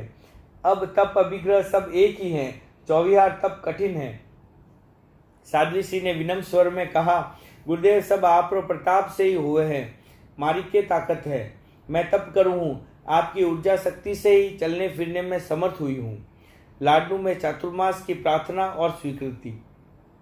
19 जून आप आचार्यवर की उपासना में लीन थी। आचार्यवर ने स्नेहित स्वर में पूछा, पन्ना जी बोलो। साध्वी श्री, गुरुदेव चौमासो गुरुदेव रे सागे लाडनू करने रो उत्कृष्ट मन है। आचार्यवर, ते शरीर सु अठे रहो मन सु लाडनू। साध्वी, गुरुदेव अब की बार तो कृपा कराकर सागे ले जानो पड़सी। आचार्यवर, लोगा ने समझाणो भारी पड़ जासी। साध्वी श्री, अब की तो मारो बाल हट आपने माननो ही पड़सी। आचार्यवर, थे लोगा ने समझा दियो। साध्वी श्री, लोगा ने काई समझाणो, आप ज्या फरमास्यो आप ही मान जासी। आचार्यवर, इतनी भावना है, जना करो तैयारी। साध्वी श्री ने भावपूर्ण स्वर में कृतज्ञता व्यक्त की, गुरुदेव अत्यंत कृपा कराई, आप उपकार भव में भूलू नहीं। गुरु सन्निधि में चातुर्मास की स्वीकृति से साध्वी पन्ना जी की प्रसन्नता सद्गुणित हो गई। शरीर का रोम रोम उल्लास से भर गया। लघु सिंह निष्क्रीडित की चौथी परिपाटी का प्रारंभ। पूज्य गुरुदेव ने 22 जून 2000 को चातुर्मास के लिए जैन विश्व भारती में प्रवेश किया। साध्वी पन्ना जी ने एक सप्ताह पश्चात 19 जून को पूज्यवर के दर्शन किए। 1 जुलाई को पूज्यवर ने लघु सिंह निष्क्रीडित तप की चौथी परिपाटी की स्वीकृति देने का आग्रहपूर्ण अनुरोध किया। 8 जुलाई को आपने पुनः अपनी भावना प्रस्तुत की। आचार्यवर ने आपके अनुरोध को स्वीकार कर चौथी परिपाटी करने की अनुज्ञा प्रदान की। 19 जुलाई को चतुर्विध धर्मसंघ की साक्षी में पूज्यवर के मुखारबिंद से चौथी परिपाटी की उपसंपदा स्वीकार की। चौथी परिपाटी की स्वीकृति के संवाद तत्काल पूरे देश में प्रसारित हो गए। देश के प्रतिष्ठित पत्रों में साध्वी श्री की तपस्या के संदर्भ में विस्तृत परिचयात्मक लेख छपे। अनेक क्षेत्रों में तप त्याग का अभिक्रम शुरू हो गया। हजारों लोगों ने इस तप के उपलक्ष्य में त्याग प्रत्याख्यान किए। श्रावण कृष्णा चतुर्थी, लघु सिंह निष्क्रिय की चौथी परिपाटी का दूसरा दिन। आज उपवास का पारना था। मैं गोचरी में लुखे फुलके ले आया। आचार्यवर से साध्वी श्री ने निवेदन किया, टाबरिया ने भूख लागी, ग्रास बक्साओ। आचार्यवर ने अपने हाथ से लुखे फुलके साध्वी पन्ना जी को बख्शाए। साध्वी पन्ना जी ने गुरु के उस अनुग्रह को वर्धापित करते हुए कहा, आज तो मिठाई रो ग्रास मिल गयो। गुरु रे हाथा सु मिलियोड़ो लुको फुलको मोतीचूर लाडू सु भी ज्यादा मीठो लागे हैं। साध्वी पन्ना जी ने लुका फुलका खाकर और पानी पीकर उपवास का पालना कर लिया। उसी दिन बेले के तप का प्रत्याख्यान कर लिया। तपस्या का क्रम निरंतर गतिशील था। पालने में कभी लुका फुलका और कभी गेहूं का दलिया, जो भी सहज उपलब्ध होता उसी से पालना कर लेती। साध्वी श्री पन्ना जी का यह क्रम था। वे गुरु दर्शन से पूर्व पालना नहीं करती। जिस दिन पालना होता उस दिन सूर्योदय के साथ गुरु दर्शन के लिए पधारती। आचार्यवर फरमा देते, पन्ना जी आज अभी आई है, क्या पालना है? साध्वी श्री गुरु के इन कृपा वात्सल्य से परिपूर्ण शब्दों से भाव विभोर बन जाती। गुरु सन्निधि के दुर्लभ क्षण। लघु सिंह निष्क्रीडित की चौथी परिपाटी में 7 दिन की तपस्या तक साध्वी श्री प्राय पूज्यवर के दर्शन एवं उपासना के लिए जैन विश्व भारती में आई। संभवतः कोई दिन ऐसा नहीं होता जिस दिन पूज्यवर ने साध्वी पन्ना जी के कुछ क्षण के लिए वार्तालाप न किया हो।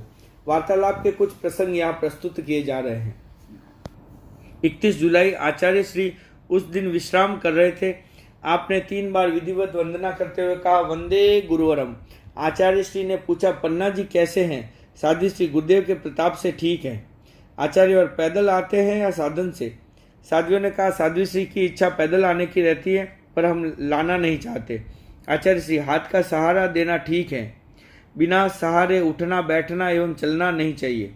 युवाचार्य श्री ने मुंबई से मुनि सुमेरमल जी लाडनू द्वारा प्रेषित पत्र पढ़कर सुनाया। साध्वी श्री ने कहा, मेरा कुछ नहीं है, गुरुदेव की शक्ति और पुण्य प्रताप से परिपाटी आगे बढ़ रही है। अभी तो तेले तक पहुंची हूं, थोकड़े का क्रम तो अब शुरू होगा।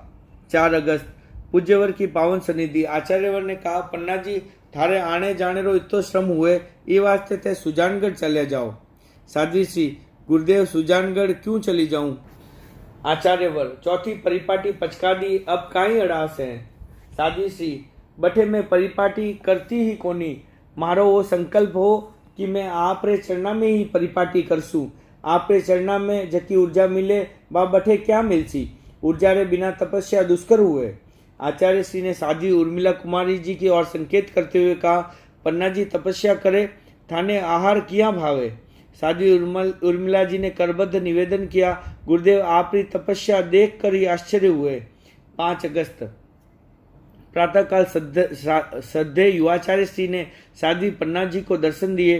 साध्वी श्री ने युवाचार्य वर का गुणानुवाद किया। युवाचार्य श्री ने पूछा, क्या आपको नींद आती है? साध्वी श्री, थोड़ी थोड़ी आ जावे, आपकी कृपा सु तप स्वाध्याय सब ठीक चाले हैं। 2 घटिका बाद आपने जैन विश्व भारती में पूज्य वर से निवेदन किया, गुरुदेव आज युवाचार्य श्री कृपा कर दर्शन दिलाया।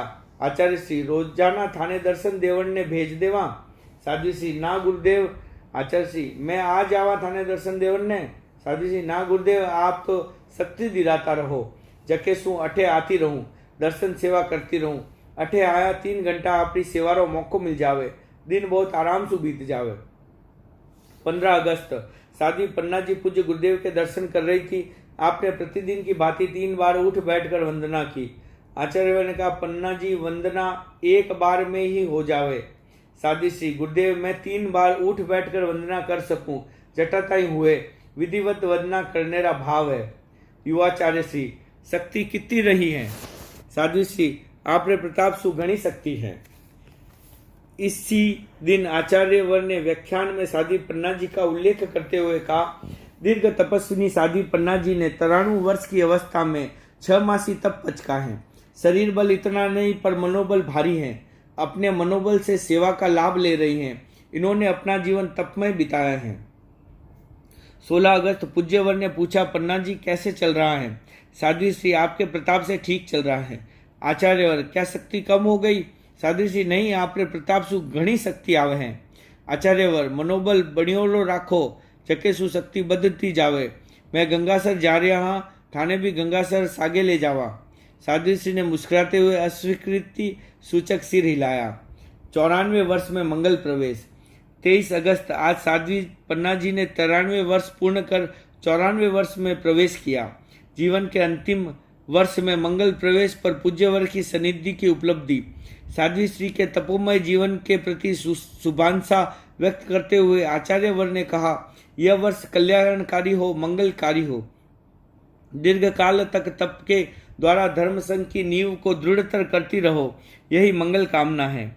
श्रद्धेय युवाचार्य श्री ने कहा, आप दिव्य मूर्ति जैसे लगते हैं। हम मंगल कामना करते हैं, आप दीर्घतर और दीर्घतम तप करते रहें।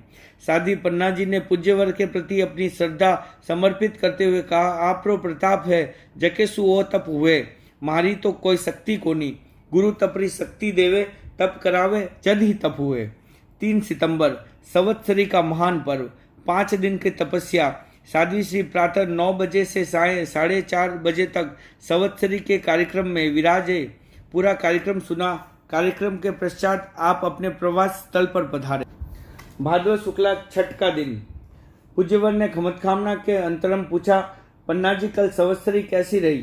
साध्वी श्री, आपके प्रताप से बहुत अच्छी रही। पूरा व्याख्यान सुना। आज कालुगणी की छठ है, ये वास्ते आज 6 तपस्या पचका दो। परिपाटी में निर्धारित क्रम के अनुसार आज 5 दिन के तप का पालना होना था, किंतु कालुगणी की वार्षिक महाप्रयाण तिथि के कारण आपने 6 की तपस्या पचकाने का आग्रह किया। आचार्य पन्ना जी थे पालनो कर लियो, तो कालुगणी घना राजी होशी। साध्वी श्री गुरुदेव कालुगणी की वार्षिक तिथि ने सदा उपवास कर्यो है, आज भी करनो है। आचार्य आयम्बिल भी तो तपस्या ही है। साध्वी श्री गुरुदेव आज 6 ही करना है। साध्वी श्री के आग्रह पर आचार्यवर ने 6 की तपस्या का प्रत्याख्यान करा दिया। 10 सितंबर युवाचार्य मनोनयन का कार्यक्रम। 12 बजे कार्यक्रम संपन्न हुआ। साध्वी पन्ना जी कार्यक्रम में प्रारंभ से अंत तक उपस्थित रही। 11 सितंबर को आचार्य श्री ने पूछा, कल थक्या तो कोनी? साध्वी श्री, थकान आवे तो है, पण गुरुदेव रे प्रताप सु थोड़ी देर में ही थकान दूर हो जावे और फुर्ती आ जावे। आचार्य श्री, विकास महोत्सव रे दिन देरासन जाने री घोषणा कर दी है, बटे थारी खिड़की देखसिया पा आज ताई बियाई पड़ी है। साध्वी श्री, आप कृपा कराई। गुरुदेव, खिड़की कीरी ही। साध्वी श्री, काठ री बनियोड़ी ही। आचार्य श्री, किया खिड़की सु कूदिया? साध्वी श्री, ऊपर काठ रो मोटो लठ हो, बीसू डोरी लटकाई, मोरी घणी छोटी ही। पहली दोनों पैर बाहर काढ़िया, पचे एक तरफ सु टेढ़ी होर पार निकली। सारो शरीर घसीट गयो। मैं खून सु लहू लुहान होगी। नीचे आकर किवाड़ खोलियो। एक पड़ोसन ने 2 रुपया देर सागे चालन ने तैयार करी। पचे शॉर्टकट रास्ते सु सबसे पहला गुरु चरणा में पहुंच गई। दर्शन कर झोपड़ी में छुप गई। आचार्य श्री मुस्कुराते हुए, बा खिड़की ऐतिहासिक बन गई। 17 सितंबर को राष्ट्रीय स्वयंसेवक संघ के सरकार्यवक श्री के.सी. सुदर्शन ने पूज्यवर के दर्शन किए। उन्होंने अनेक समसामयिक समस्याओं पर वार्तालाप किया। वार्तालाप के अंतरण आचार्यवर ने दीर्घ तपस्विनी साध्वी पन्ना जी का परिचय देते हुए कहा, यह हमारे धर्म संघ की दीर्घ तपस्विनी साध्वी हैं, लंबी लंबी तपस्या करती हैं। 13 वर्ष से चौथी परिपाटी की अर्ज कर रही थी। हमने बहुत बार टाला, पर इस बार अनेक प्रबल आग्रह को स्वीकार कर प्रत्याख्यान करा दिया। श्री सुदर्शन ने विनम्र भाव से अभिवादन कर साध्वी श्री के प्रति अपनी श्रद्धा समर्पित की। 27 सितंबर आचार्यवर जैन आगम परिभाषित कोष से निवृत्त होकर विश्राम कर रहे थे। विश्राम के क्षणों में नींद आ गई। कुछ क्षण पश्चात आचार्यवर ने आंख खोली। साध्वी पन्ना जी की और वात्सल्य भरी दृष्टि से निहारते हुए कहा, पन्ना जी, मैं तो खावा भी हाँ और नींद भी लेवा, पण थे तो दोनों से मुक्ति पाली। थे तो न खाओ न नींद लो, क्या है थारे? साध्वी श्री, गुरुदेव के प्रताप सु सब ठीक है। आचार्य श्री, मैं व्याख्यान में जा रहा हूँ, थे ठिकाने जा रहा हो? साध्वी श्री, तैत गुरुदेव। साध्वी श्री गुरुदेव को वंदना कर हॉल से बाहर आए। आपके मन में आया गुरुदेव का व्याख्यान सुनकर ठिकाने जाऊं। इस चिंतन को क्रियान्वित करने के लिए आप प्रवचन पंडाल की ओर पधार गए। उसी समय गुरुदेव का पदार्पण हुआ। साध्वी पन्ना जी को देखते हुए आचार्य ने पूछा, थे ठिकाने को नहीं गया? साध्वी श्री ने विनम्र स्वर में कहा, आप रो बखान सुनर जानेरा भाव है। 28 सितंबर आसोज शुक्ला एकम का पावन दिन। नवायिक आध्यात्मिक अनुष्ठान का अभिक्रम अर्ध घटिका पश्चात शुरू होने वाला था। आचार्यवर आगम कार्य में लीन थे। साध्वी श्री पूज्यवर को विधिवत वंदना कर उपासना में आसीन हो गई। आगम कार्य संपन्न हुआ। आचार्यवर ने साध्वी श्री की ओर देखा और पूछा, पन्ना जी थे कद आया? साध्वी श्री, गुरुदेव 10 मिनट हो गया।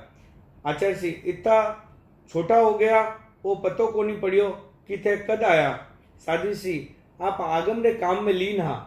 आचार्य श्री, पन्ना जी, आज आसोज शुक्ल एकम है, आध्यात्मिक अनुष्ठान शुरू हो रहा है। साध्वी श्री जी, हाँ गुरुदेव। आचार्य श्री, थारे तो 12 ही महीना आध्यात्मिक अनुष्ठान चाले हैं। जप तप और साधना रो अनुकरणीय उपक्रम है। साध्वी श्री, गुरुदेव की कृपा है। आचार्य श्री, आज अनोप चंद जी बोथरा बीकानेर थारी परिपाटी रे उपलक्ष्य में बड़ो त्याग कर रही हो है। यह कहते हुए गुरुदेव ने अनोप चंद जी बोथरा का पत्र साध्वी को दिया और उस पत्र में प्रस्तुत संकल्प की भाषा को मैंने पढ़कर सुनाया। दीर्घ तपस्विनी साध्वी पन्ना जी की चौथी परिपाटी के उपलक्ष्य में आध्यात्मिक अनुष्ठान के पावन पर्व पर हम आजीवन ब्रह्मचर्य व्रत का संकल्प करना चाहते हैं। आप प्रत्याख्यान कराकर हमारे जीवन को कृतार्थ करें। सादर सब भक्ति, अनोप चंद बोथरा, शांति बोथरा। पूज्य वर्ष से साध्वी पन्ना जी के सामने अनोप चंद जी ने सपत्निक आजीवन ब्रह्मचर्य व्रत स्वीकार कर लिया। साध्वियों ने निवेदन किया, परिपाटी के उपलक्ष्य में प्रतिदिन सैकड़ों लोग त्याग प्रत्याख्यान कर रहे हैं। त्याग प्रत्याख्यान की तालिका से पूरा रजिस्टर भर गया है। कोई भी दर्शन करने वाला बिना त्याग प्रत्याख्यान किए बिना नहीं लौटता। आचार्यवर इस प्रकार के तप का अभिनंदन त्याग प्रत्याख्यान से ही हो सकता है। 29 सितंबर साध्वी प्रमुखा श्री प्राय साय साध्वी पन्ना जी को आलोयन देने के लिए पधारती। उनके साथ 2-3 साध्वियों को देखकर साध्वी श्री ने कहा, महाराज आप सत्यारी दीक्षा कराओ। आपरे सागे 5-7 सत्या रेवे जना चोखो लागे। साध्वी प्रमुखा जी सब सत्या अपना ही है, अबार काम में व्यस्त है, ये वास्ते 2-3 ही आया है। तटस्थ साध्वी ने कहा, आप दीक्षा के लिए गुरुदेव से निवेदन करें। दूसरे दिन प्रातः आपने आचार्यवर से निवेदन किया, गुरुदेव सत्यारी दीक्षा होनी चाहिए। आचार्यवर दीक्षा होती लखावे है। साध्वी श्री सायकाल वार्तालाप की चर्चा करते हुए अपनी प्रार्थना को पुनः दोहराया। साध्वी विश्रुत प्रभा जी ने पूछा, महाराज आपने सत्या चाहिए के? साध्वी श्री, नहीं मारे तो सत्या है, वे बहुत है, मारी घनी सेवा करे। मैं मारे खातिर सत्यारी अर्ज को नहीं करी, मैं तो महाश्रमणी जी रे खातिर करूं। सद्य युवाचार्य श्री महाश्रमण तपस्या में लीन साध्वी श्री को अनेक बार दर्शन देते। जब कभी लाडनू शहर में पधारना होता, साध्वियों के प्रवास स्थान पर परिपार्श्व में जाते, आप साध्वी श्री का दर्शन देने अवश्य पधारते। एक दिन मध्याह्न 4 बजे साध्वी श्री को दर्शन देने पधारे भाव विभोर साध्वी श्री पन्ना जी ने कहा, मेरा अहोभाग्य है, भिक्षु शासन जयवंतो हैं, अठे इतनी सेवा हुए, गुरु इतो ध्यान रखावे, आप दोपहर में क्यों पधारिया? युवाचार्य श्री, मारो तो मन गणो ही रेवे वे दर्शन देवनरा, पर मैं आवा जद थे खड़ा होवो जद संकोच हुए, मन में अवे आने सु आपरे उठने बैठने की तकलीफ होसी। साध्वी श्री, आपरा दर्शन बड़ा भागसु मिले, आपरो मुंह लाल हो गयो, दोपहर में पधारनारी मेहनत मत कराया करो, सुबह कदे अटीने आणो हुए तो दर्शन दिराने री कृपा कराईजो। युवाचार्य, आचार्यवर सुख साटा पूछी है। साध्वी श्री, आपने प्रताप सु सुख साटा ही है। युवाचार्य, आचार्य श्री ने निवेदन करा, आपने दर्शन दिरावे। साध्वी श्री, नहीं गुरुदेव ने मेहनत को नहीं देनी, आप दर्शन दिराओ, बे आचार्य श्री राही दर्शन मान लेसू, मैं आप में ही आचार्य श्री ने देखू हूँ। युवाचार्य श्री, और कोई तकलीफ तो कोनी? साध्वी श्री, नहीं युवाचार्य श्री, एक बात मन में जरूर आवे कि आप पधारो जना आपरे सागे 2-3 संत हुए, इसु आपरे तो फर्क कोनी पड़े पर चोखो कोनी लागे। 2 दिन बाद युवाचार्य वर पुनः दर्शन देने पधारे। उस समय उनके साथ 10 संत थे। साध्वी पन्ना जी ने भाव भरे स्वर में कहा, युवाचार्य श्री, आज आपरे सागे इतना संत है, बहुत चोखो लागे हैं। युवाचार्य श्री ने भिक्षु मारे प्रगटिया जी भरत खेतर में गीत सुनाया। पूज्य गुरुदेव बरमेचा भवन में अक्टूबर के प्रथम सप्ताह में आपका शरीर बहुत कृश हो गया। जैन विश्व भारती में जाने की स्थिति नहीं रही, बहुत चलना, लंबे समय तक बैठे रहना मुश्किल हो गया। शरीर की इस दुर्बलता की स्थिति में भी आपका मनोबल प्रबल था। तपस्या का क्रम व्यवस्थित चल रहा था। 7 अक्टूबर को आपने 8 दिन के तप का पालना था। सद्य आचार्य महाप्रज्ञ साध्वी पन्ना जी को दर्शन देने बरमेचा भवन पधारे। साध्वी श्री ने अपने आराध्य के दर्शन कर धन्यता का अनुभव किया। आचार्य श्री, पन्ना जी क्या है? साध्वी श्री, आपरे प्रताप सु ठीक है। आचार्य श्री, नींद आ जावे के? साध्वी श्री, थोड़ी थोड़ी आ जावे। आचार्य श्री, किसे धमनी संते, इतने कृश हो गए कि शरीर की धमनियां दिखाई देने लगी। अब तो यहाँ लागे हैं, पूर्व कम खाए इम देहम समुद्रे, पूर्व कृत कर्म के क्षय के लिए इस शरीर को उपयोग कर रहा हो। साध्वी श्री, गुरुदेव री शक्ति से सब ठीक हुए। आचार्य श्री, उठने बैठने में तकलीफ हुए तो पटरो उपयोग किया जा सके। साध्वी श्री, नहीं गुरुदेव, पाटे पर मारा हाड़ सगला चुभन लाग जावे। आचार्यवर, मैं थारे देरासर जावा हाँ, थे भक्ति कोनी करो के? बा मोरी ठाकुर बिया ही राख ली, सारो मकान ठीक करा लियो, पण बा मोरी इतिहास ने सुरक्षित राखने वास्ते राखी, बी मोरी ने देखन रो आकर्षण है। साध्वी श्री, मने तो आकर्षण कोनी। आचार्यवर, लियो अब मैं जावा। साध्वी श्री, संताने अठे नाश्तो कराने की कृपा कराओ। आचार्यवर, आज तो नहीं, आज तो थाने ही पारनो करावन ने आया। आचार्यवर ने अपने हाथ से ग्रास बक्साया। साध्वी श्री ने पूज्यवर के प्रति अपनी कृतज्ञता व्यक्त की।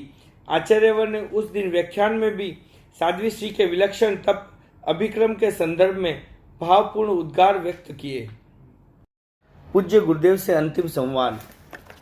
7 अक्टूबर को 8 की तपस्या का पालना कर आपने 9 दिन के तप का प्रत्याख्यान कर लिया। 17 अक्टूबर को पालने के दिन श्रद्धेय आचार्यवर दर्शन देने पधारे। आचार्यवर ने सुख परीक्षा के पश्चात कहा, पन्ना जी देरासर चालो। साध्वी श्री, नहीं गुरुदेव। आचार्य श्री, बा खिड़की दिखा दिया।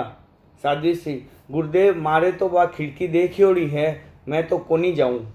आचार्य श्री, शरीर बहुत कमजोर हो गयो। साध्वी श्री, हाँ पण मनोबल मजबूत है।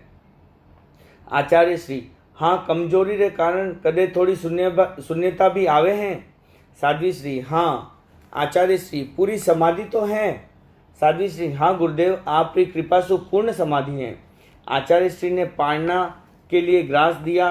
साध्वी श्री ने विनम्र प्रणति के साथ स्वीकार किया। आचार्यवर ने कहा, अबे मैं जावा। साध्वी श्री, आज संतारे पालना है, ही वास्ते सगला ने अठे प्रातरास कराने की आज्ञा दिराओ। आचार्य श्री, सत्यारे गणा ही पालना है, सत्या ने पालना कराओ।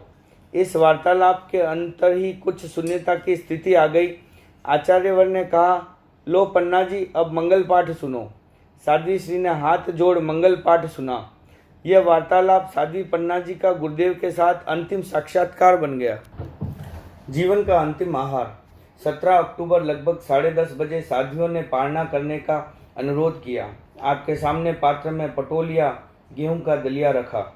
आपने पात्र को पकड़ा नहीं। साध्वियों ने अपने हाथ से पात्र पकड़कर स्वल्प मात्रा में पटोलिया खिलाया। खाते ही उबकी आने लगी। आप उसे खा नहीं पाए। तत्काल लेट गए और प्राय पूरा दिन मौन में बीता। आप न बोले न बैठे। 5:30 बजे साध्वी प्रमुखा जी ने दर्शन दिए। हाथ जोड़कर 8 की तपस्या पचकाने का आग्रहपूर्ण अनुरोध किया। साध्वी प्रमुखा श्री ने कहा, साध्वी श्री एक एक दिन का प्रत्याख्यान कर ले। साध्वी पन्ना जी ने अपनी भावना को पुनः दोहराया, नहीं, एक साथ प्रत्याख्यान कराए, एक साथ पचकने से अधिक धर्म होता है। मां श्रमणी ने नमस्कार महामंत्र का उच्चारण कर 8 का तप पचका दिया। तपस्या का प्रत्याख्यान कर आप पुनः लेट गए। रात भर सोए रहे। रात्रि में 3 बजे साध्वियों ने जप शुरू किया। 4 बजे उत्तराध्ययन सूत्र के कुछ अध्ययनों का स्वाध्याय कराया। विघ्नहरण की ढाल सुनाई। 5 बजे आपने बाहर बरामदे में बैठने की भावना व्यक्त की। साध्वी श्री का यह नियमित क्रम था। आप प्रातः 4 बजे से सूर्योदय तक बाहर बरामदे में विराज कर स्वाध्याय करती। उस समय दर्शनार्थियों को सहज दर्शन हो जाते। साध्वियों ने निवेदन किया, महाराज आज दुर्बलता अधिक है, ज्वर भी है, इसलिए आप यहीं विराजे, लोग बाहर से दर्शन कर लेंगे। साध्वियों का अनुरोध स्वीकार कर आप बाहर नहीं पधारे। जीवन का अंतिम दिन। 18 अक्टूबर सूर्योदय के पश्चात भी शरीर की शिथिलता नहीं मिटी। आप सोए रहे। साध्वियाँ जब स्वाध्याय आदि कराती रही। लगभग 9 बजे साध्वियों ने मालिश कराने का अनुरोध किया। साध्वी श्री ने इस अनुरोध को स्वीकार नहीं किया। फिर भी साध्वियों ने कुछ देर मालिश करने का प्रयत्न किया। साध्वी पन्ना जी ने पुनः निषेध कर दिया। साध्वी श्री ने आज बैठकर पानी नहीं पिया। साध्वियों ने उनको लेटे लेटे ही 2-4 चम्मच पानी पिलाया। 3:15 बजे साध्वियों ने निवेदन किया, महाराज आप पानी पिएंगे? साध्वी पन्ना जी ने तत्काल कहा, गणो ही पी लियो, अबे कोनी पीवा। 3:30 बजे मुनि धनंजय कुमार और मुनि जय कुमार जी साध्वी श्री की सुख परीक्षा के लिए गए। मैंने पूछा, साध्वी श्री आपके कैसे हैं? साध्वी पन्ना जी ने कहा, ठीक है। मैंने आपको शरीर काफी कमजोर लागे हैं। साध्वी श्री, तपस्या से कमजोर तो हुए ही हैं। मैं, आप रे बेचैनी है? साध्वी श्री, हाँ थोड़ी बेचैनी है, पर समाधि पूरी है। मैं, आचार्य श्री ने दर्शन देने रो निवेदन करा। साध्वी श्री, ना धनिया ने मेहनत को नहीं देनी, मारे गुरुदेव रे प्रताप सु ठीक ही है। मैं और मुनि जय कुमार जी 10 मिनट वहां रहे। साध्वी श्री ने पूर्ण सजगता से वार्तालाप किया। साध्वियों से कहा, संत इतनी गर्मी में आए हैं, इन्हें पानी पिलाओ, इनकी भक्ति करो। हमने कहा, साध्वी श्री आप विश्राम करें, अपने स्वास्थ्य का ध्यान रखें, हमारी मंगल कामना है, यह परिपाटी सानंद संपन्न करे। साध्वी श्री ने इस प्रश्न का कोई उत्तर नहीं दिया। कुछ समय पश्चात साध्वियों ने साध्वी श्री को पानी पिलाने का प्रयत्न किया। 1-2 चम्मच पानी साध्वी श्री के मुंह में डाला, तत्काल वमन हो गई। आपने बैठकर कुल्ला किया। उसके कुछ देर पश्चात एक दस्त लगी। आपका शरीर शिथिल हो गया। साध्वियों ने आपको सुलाया। सोते ही आप अचेत हो गई। सागारी अनशन। आपके अचेत होने की सूचना मिलते ही तत्काल साध्वी प्रमुखा श्री कनक प्रभा जी ने दर्शन दिए। आचार्यवर युवाचार्य भी इस सूचना के मिलते ही जैन विश्व भारती से बरमेचा भवन साध्वी श्री का प्रवास स्थल में पधारे। उस समय तक भी साध्वी श्री अचेत अवस्था में थे। आचार्यवर ने पूछा, पन्ना जी दर्शन करो, थाने संथारो पचकावा। साध्वी श्री ने आचार्यवर के इस प्रश्न पर कोई प्रतिक्रिया व्यक्त नहीं की। आचार्यवर ने कहा, इनके शरीर की स्थिति देखकर लगता है अब लंबा समय नहीं निकलेगा। मुश्किल है तब की परिसंपन्नता। आचार्यवर ने लगभग 4:30 बजे साध्वी श्री को शरण सूत्र सुनाए, सागारी अनशन पचकाया।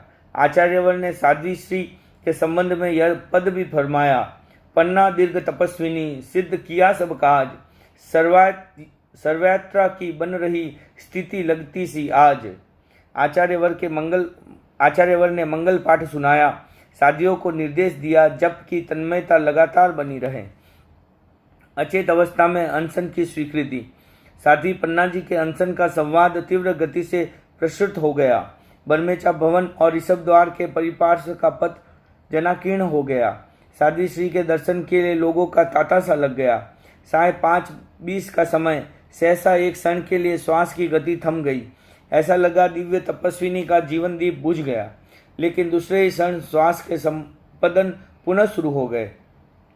लगभग 6:15 बजे का समय साध्वी पन्ना जी की बेहोशी टूटी।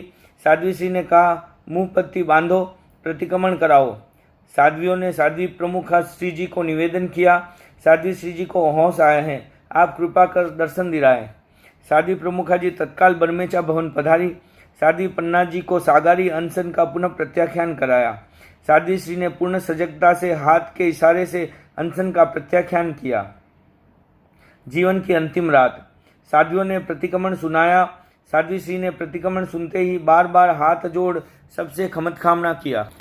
प्रतिक्रमण के बाद साध्वी जी ने पूछा, क्या ठंड लग रही है? दिव्य तपस्विनी, नहीं। साध्वी जी, कहीं दर्द है? दिव्य तपस्विनी, पैर में वाइटो आयो है। साध्वी जी, हाथ फेरा के? दिव्य तपस्विनी, हाँ। साध्वी जी, छाती में दर्द है के? दिव्य तपस्विनी, हाँ। साध्वी श्री, आचार्य श्री ने दर्शन दिलाने री अर्ज करा। साध्वी प्रमुखा जी ने अर्ज करा। दिव्य तपस्विनी, नहीं, मेहनत कोनी देनी। वार्तालाप के अंतर जप का क्रम शुरू हो गया। 1 घंटा जप के बाद ढाले सुनाने का क्रम चला। लगभग 10 बजे साध्वियों ने कहा, साध्वी श्री देखो, कितना सत्या और समनी जी खड़िया हैं, लोगों की कितनी भीड़ है, आप आंखें खोलो। साध्वी श्री ने आंखें खोली। एक क्षण के लिए चारों ओर निहारा और पुनः आंखें मूंद दी। नमस्कार महामंत्र और ओम भिक्षु के जप का क्रम अविच्छिन्न बना हुआ था। लगभग 11:30 बजे साध्वी श्री ने पूछा, आपने कायोत्सर करावा, जाप करावा या ढाला सुनावा? दिव्य तपस्वी ने कहा, ढाला सुनाओ। साध्वियाँ ढाल सुनाने लगी। साध्वी श्री तन्मयता से सुनने लगी। रात्रि में 2 बजे दिव्य तपस्वी ने 3 बार छत की ओर देखते हुए हाथ जोड़े। आपने कुछ कहने का प्रयत्न किया पर कह नहीं पाई। आप क्या कहना चाहती थी यह न कोई समझ पाया और न कोई पूछ पाया। रात्रि 3:45 बजे आपका शरीर शिथिल हो गया। शरीर की हलन चलन बंद हो गई। केवल सूक्ष्म संपदन मात्र शेष रहा। एक आंख से जल की बूंदें टपकी। प्राण का संचार पथ सिमटने लगा। वह सिमटते सिमटते मस्तिष्क में शेष रहा। पश्चिम रात्रि में 5:43 बजे मस्तिष्क के मध्य भाग से प्राण निकले। शरीर निष्प्राण हो गया। एक दिव्य आत्मा देह को त्याग दिव्य लोक में चली गई। पार्थिव देह का अंतिम संस्कार। दीर्घ तपस्विनी, दिव्य तपस्विनी, शासन गौरव साध्वी पन्ना जी नहीं रहे। यह सूचना अति शीघ्र देश के कोने कोने में पहुंच गई। फोन के द्वारा संवाद पहुंचाने की होड़ सी लग गई। साध्वी पन्ना जी के स्वर्गवास का समाचार मिलते ही आचार्यवर ने कहा, साध्वी पन्ना जी धर्मसंघ का गौरव थी, उज्जवल नक्षत्र थी, दिव्य तपस्विनी थी। उनके प्रति जनता का अप्रतिम आकर्षण था। वे संघ की एक विशिष्ट साध्वी थी। साध्वी पन्ना जी के अनशन एवं स्वर्गवास का समाचार तीव्र गति से फैल गया। रात्रि में ही श्रद्धालु जनता का आवागमन शुरू हो गया। सवेर तक हजारों यात्री लाडनू पहुंच गए। सभी साध्वी श्री की एक झलक पाने को लालायित थे। मध्याह्न में 12-20 बजे उनकी भव्य अंतिम यात्रा शुरू हुई। 5 खंडी मंडी में अवस्थित साध्वी श्री के देह की आभा भी विशिष्ट थी। अंतिम यात्रा का शहर के मुख्य मार्गों से गुजरती हुई जैन विश्व भारती होते हुए सुपाष चंद जी, नौरतनमल जी चौरड़िया द्वारा प्रदत्त भूमि तक पहुंची। वहां हजारों लोगों की उपस्थिति में साध्वी श्री जी के परिजनों ने मुखाग्नि दी। श्री सोहनलाल जी बुच्चा, श्री पृथ्वीराज जी बुच्चा, श्री इंद्रचंद जी बुच्चा, भीमराज, राजेंद्र कुमार, हंसराज, गजराज, योगेश बुच्चा, श्री प्रकाश चंद छाजेल, श्री राजेंद्र भंसाली, श्री रतनलाल जी राका आदि परिजनों को यह अवसर उपलब्ध हुआ। इस अवसर में थली, मारवाड़, मेवाड़, डुढाड़ आदि क्षेत्रों के लोग हजारों की संख्या में उपस्थित थे। मुंबई, हैदराबाद, कोलकाता, चेन्नई आदि सुदूरवर्ती क्षेत्रों के लोग भी प्लेन द्वारा लाडनू पहुंचे। स्मृति सभा का आयोजन 22 अक्टूबर पूज्यवर की पावन सन्निधि में स्मृति सभा का आयोजन पूज्यवर द्वारा महामंत्रोच्चार से कार्यक्रम का शुभारंभ हुआ। सुश्री प्रीति पुगलिया ने मंगल गीत प्रस्तुत किया। साध्वी सुप्रभा जी ने अपनी श्रद्धा को कविता के माध्यम से अभिव्यक्त किया। साध्वी जिन प्रभा जी, उर्मिला कुमार जी, सरोज कुमार जी, कांति यशा जी और उदित यशा जी ने साध्वी श्री के प्रति अपनी श्रद्धा व्यक्त करते हुए उनके आत्मोन्नयन की कामना की। सेवा केंद्र की साध्वियों ने गीत का संगान किया। साध्वी पन्ना जी की सहवर्तनी साध्वी विजयश्री जी, सुप्रभा जी आदि साध्वियों ने गीत प्रस्तुत किया। मुमुक्षु वृंद, समनी वृंद, साध्वी वृंद और मुनि वृंद ने भी भावपूर्ण गीत प्रस्तुत किए। मुनि धनंजय कुमार जी ने अपनी श्रद्धा व्यक्त करते हुए कहा, पूज्य गुरुदेव श्री तुलसी और आचार्य महाप्रज्ञ ने साध्वी पन्ना जी का जीवन व्रत लिखने की स्वीकृति प्रदान कर मुझ पर महान अनुकंपा की। दीर्घ तपस्विनी पुस्तक की लोकप्रियता का मूल कारण साध्वी पन्ना जी की आंतरिक पवित्रता, संघ भक्ति, गुरु भक्ति और तपोबल है। महाश्रमणी साध्वी प्रमुखा श्री कनक प्रभा जी ने अपने उद्गार व्यक्त करते हुए कहा, दीर्घ तपस्विनी, दिव्य तपस्विनी आदि विशेषणों से विशेषित साध्वी पन्ना जी आज हमारे बीच नहीं हैं। उनका जीवन विलक्षण था। उन्होंने तेरापंथी श्रावकों के लिए ही नहीं, जैन अजैन सभी के दिलों में अपना स्थान बनाया। उनके अनेक रूप थे, पर तपस्विनी का रूप सबसे अधिक निखर कर सामने आया। उनका संपूर्ण जीवन विनम्रता, पवित्रता, सहिष्णुता, समर्पण और उत्कृष्ट सेवा भावना इन 5 विशेषताओं का समवाया था। उनके ये गुण संघ में सक्रांत हो, यही अपेक्षा है। इस अवसर पर साध्वी प्रमुखा श्री ने साध्वी श्री को अपना ये पद्य में श्रद्धांजलि अर्पित की, जो इस प्रकार है। पन्ना दिव्य तपस्विनी, तपजप कर सोत्साह, परिपाटी के शिखर चढ़ी, ली शिवपुर की राह। पदयस लिप्सा से परे, शुद्ध समर्पण भाव, शासन गौरव का विरुद्ध, पन्ना सुरतरु छाव। महाप्रज्ञ सनिधि में पूर्ण काम सतिराज, श्रद्धा सबकी प्राप्त की, जी जीवन निर्व्याज। समसम श्रम की साधिका, सेवा भाव प्रकाम, कर ऊर्ध्वरोहण बनो, अब तुम आत्मा राम। श्रद्धेय युवाचार्य श्री महाश्रमण ने साध्वी पन्ना जी की अनेक विशेषताओं का उल्लेख करते हुए गीत का संगान किया। युवाचार्य श्री द्वारा उद्गीत वह भावपूर्ण गीत इस प्रकार है। समतारी सूरत पन्ना सती सुजान, मृदतारी मूरत मनमोहक मतिमान। निर्मल तपसु खूब बधाई, बैक्सव गणरी शान। आकर्षण रो कारण जग में, सेवा भाव प्रकाम। छोटा मोटा काम काज में, करता निज श्रमदान। समतारी मूरत पन्ना सती सुजान। क्रोध तपस्या रो सहचारी, दुनिया में आबाद। शासन गौरव में देखा मैं, पसम सुधा संगान। समतारी मूरत पन्ना सती सुजान। लघुता सु प्रभुता प्रगटे हैं, वास्तव में साक्षात। प्रणत नम्रता भक्ति भाव सु, प्रतनु कियो अभिमान। समतारी मूरत पन्ना सती सुजान। तप तपोबल स्यू जन जन में पायो श्रद्धा स्थान।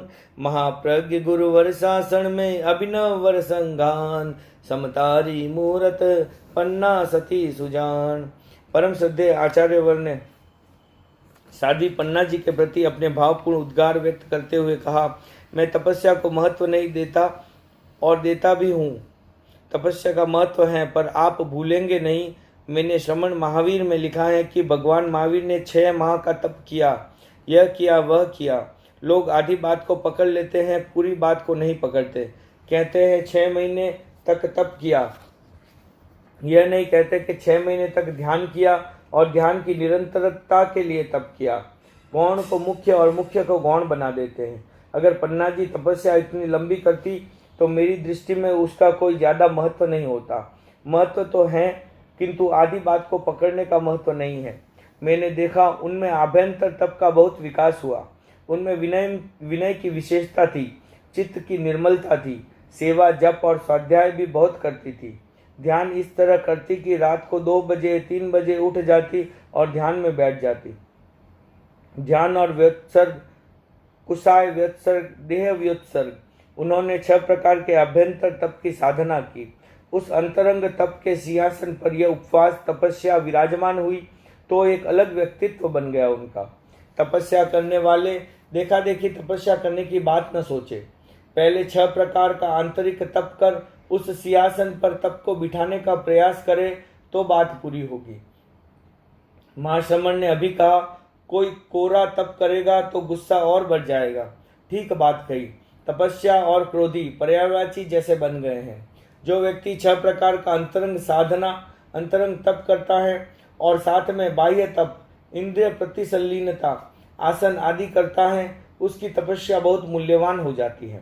साध्वी पन्ना जी ने यह सारा तब एक अलग प्रकार का व्यक्तित्व हमारे सामने आया।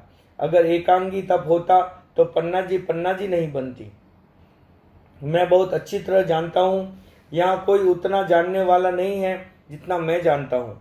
70 वर्ष से जानता हूँ, बड़ी निकटता से जानता हूँ, इसलिए कि साध्वी बालू जी जो मेरी संसार पक्ष माँ थी, साध्वी मालू जी जो मेरी संसार पक्ष बहन थी, साध्वी पन्ना जी और साध्वी बद्दू जी के साथ उनके सिंगाड़े में रहे। पन्ना जी, बालू जी और मालू जी तीनों में तादात्म्य संबंध था। पन्ना जी बालू जी को मातृवत मानती थी और मालू जी पन्ना जी को भगिनी की तरह मानती थी। मेरा तो निरंतर संपर्क रहता, इसलिए भीतर बाहर सब स्थितियों को जानता हूँ, बहुत निकटता से जानता हूँ। वे तपस्विनी साध्वी के रूप में तो हैं ही, मैंने सदा उनको एक बड़ी बहन के रूप में सम्मान दिया, उसी रूप में मैंने उनको देखा। उन्होंने जो किया उसे हम फिर याद करें। जिसमें सहनशीलता नहीं है, जिसमें विनम्रता नहीं है, जिसमें सामंजस्य बिठाने की क्षमता नहीं है, जिसमें स्वाध्याय और ध्यान की प्रवृत्ति नहीं है, जिसमें व्युत्सर्ग, ममत्व विसर्जन, देह कसाय आदि के विसर्जन की बात नहीं है, इंद्रियों की प्रतिसल्लीनता नहीं है, वह चाहे 14,000 दिन तक तप कर ले, साध्वी पन्ना जी नहीं बन पाएगा। हम एकांगी बात को न पकड़े, हमें सर्वांगिक रूप से देखना है। शायद हमारे धर्मशास्त्र में बहुत कम प्रसंग हैं, इन शताब्दियों में तो हुआ नहीं, पहले भी हुए हैं पर कम हुए हैं। एक साध्वी के प्रति जनमानस में इतनी गहरी श्रद्धा हुई हो, प्रसंग दुर्लभ है। मैं तो यह मानता हूँ कि जहाँ साधना का प्रसंग है वहाँ साधु साध्वी स्त्री पुरुष का भेद नहीं होता। वास्तव में गुरुता आ जाए, गुरुत्व आ जाए, गुरु केवल पद से नहीं बनता, अपनी आंतरिक साधना इतनी प्रबल बन जाए कि गुरुता प्रकट हो जाए। सचमुच एक साध्वी ने समाज में इतना गौरव, इतना सम्मान और आस्था का जो बल पाया, अद्भुत और विलक्षण मानता हूँ। मेरे सामने भी कठिनाई आती थी, बार बार सामने आती थी कि फोटो का यह हो रहा है। मैं रोकता भी था, किंतु मुझे लगा कि आस्था और भावना के सामने कुछ बातों का अतिरेक भी हो जाता है।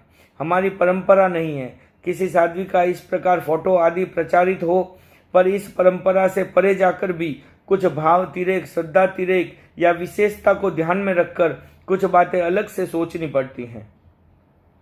मुझे बालू जी ने कहा, आपको इन सब का ध्यान रखना है। बालू जी बहुत विवेक संपन्न साध्वी थी। उनका विवेक और संयम इतना प्रबल था कि जब मैं गंगा शहर में गया उनका अंतिम समय था। तब एक दिन उन्होंने मुझसे कहा, देखो नथमल जी स्वामी, एक बात का ध्यान दो।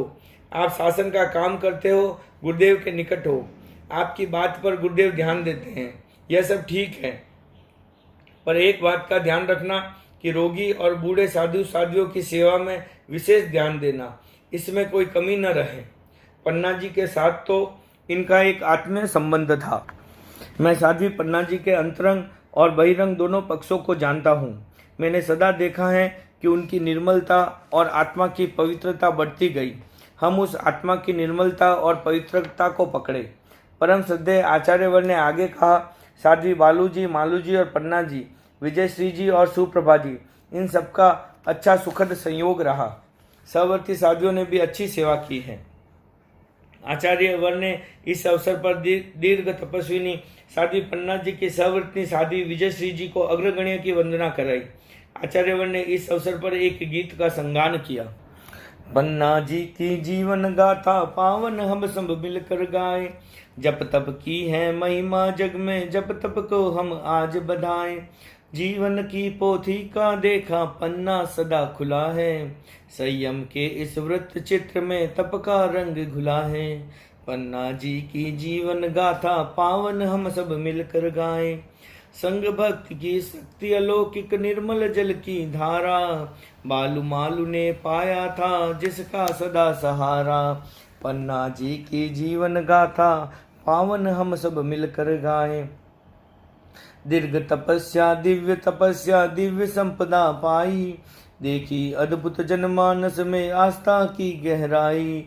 पन्ना जी की जीवन पोथी को जीवन गाथा पावन हम सब मिलकर गाएं, ध्यान जाप में रात बिताती, सेवा करती दिन में, गाय दूजती सी लगती थी जागरूक छिन छिन में। पन्ना जी की जीवन गाथा पावन हम सब मिलकर गाएं, अहंकार का लेस नहीं था, यश का ध्वज लहराया, महाप्रज्ञ शासन गौरव का गुरु ने गौरव गाया। पन्ना जी की जीवन गाथा पावन हम सब मिलकर गाए। गुरुदेव ने इस गीत का संगान किया पन्ना जी के लिए। स्मृति सभा अवशिष्ट कार्यक्रम 23 अक्टूबर दीर्घ तपस्विनी साध्वी पन्ना जी की स्मृति सभा का अविष्ट कार्यक्रम।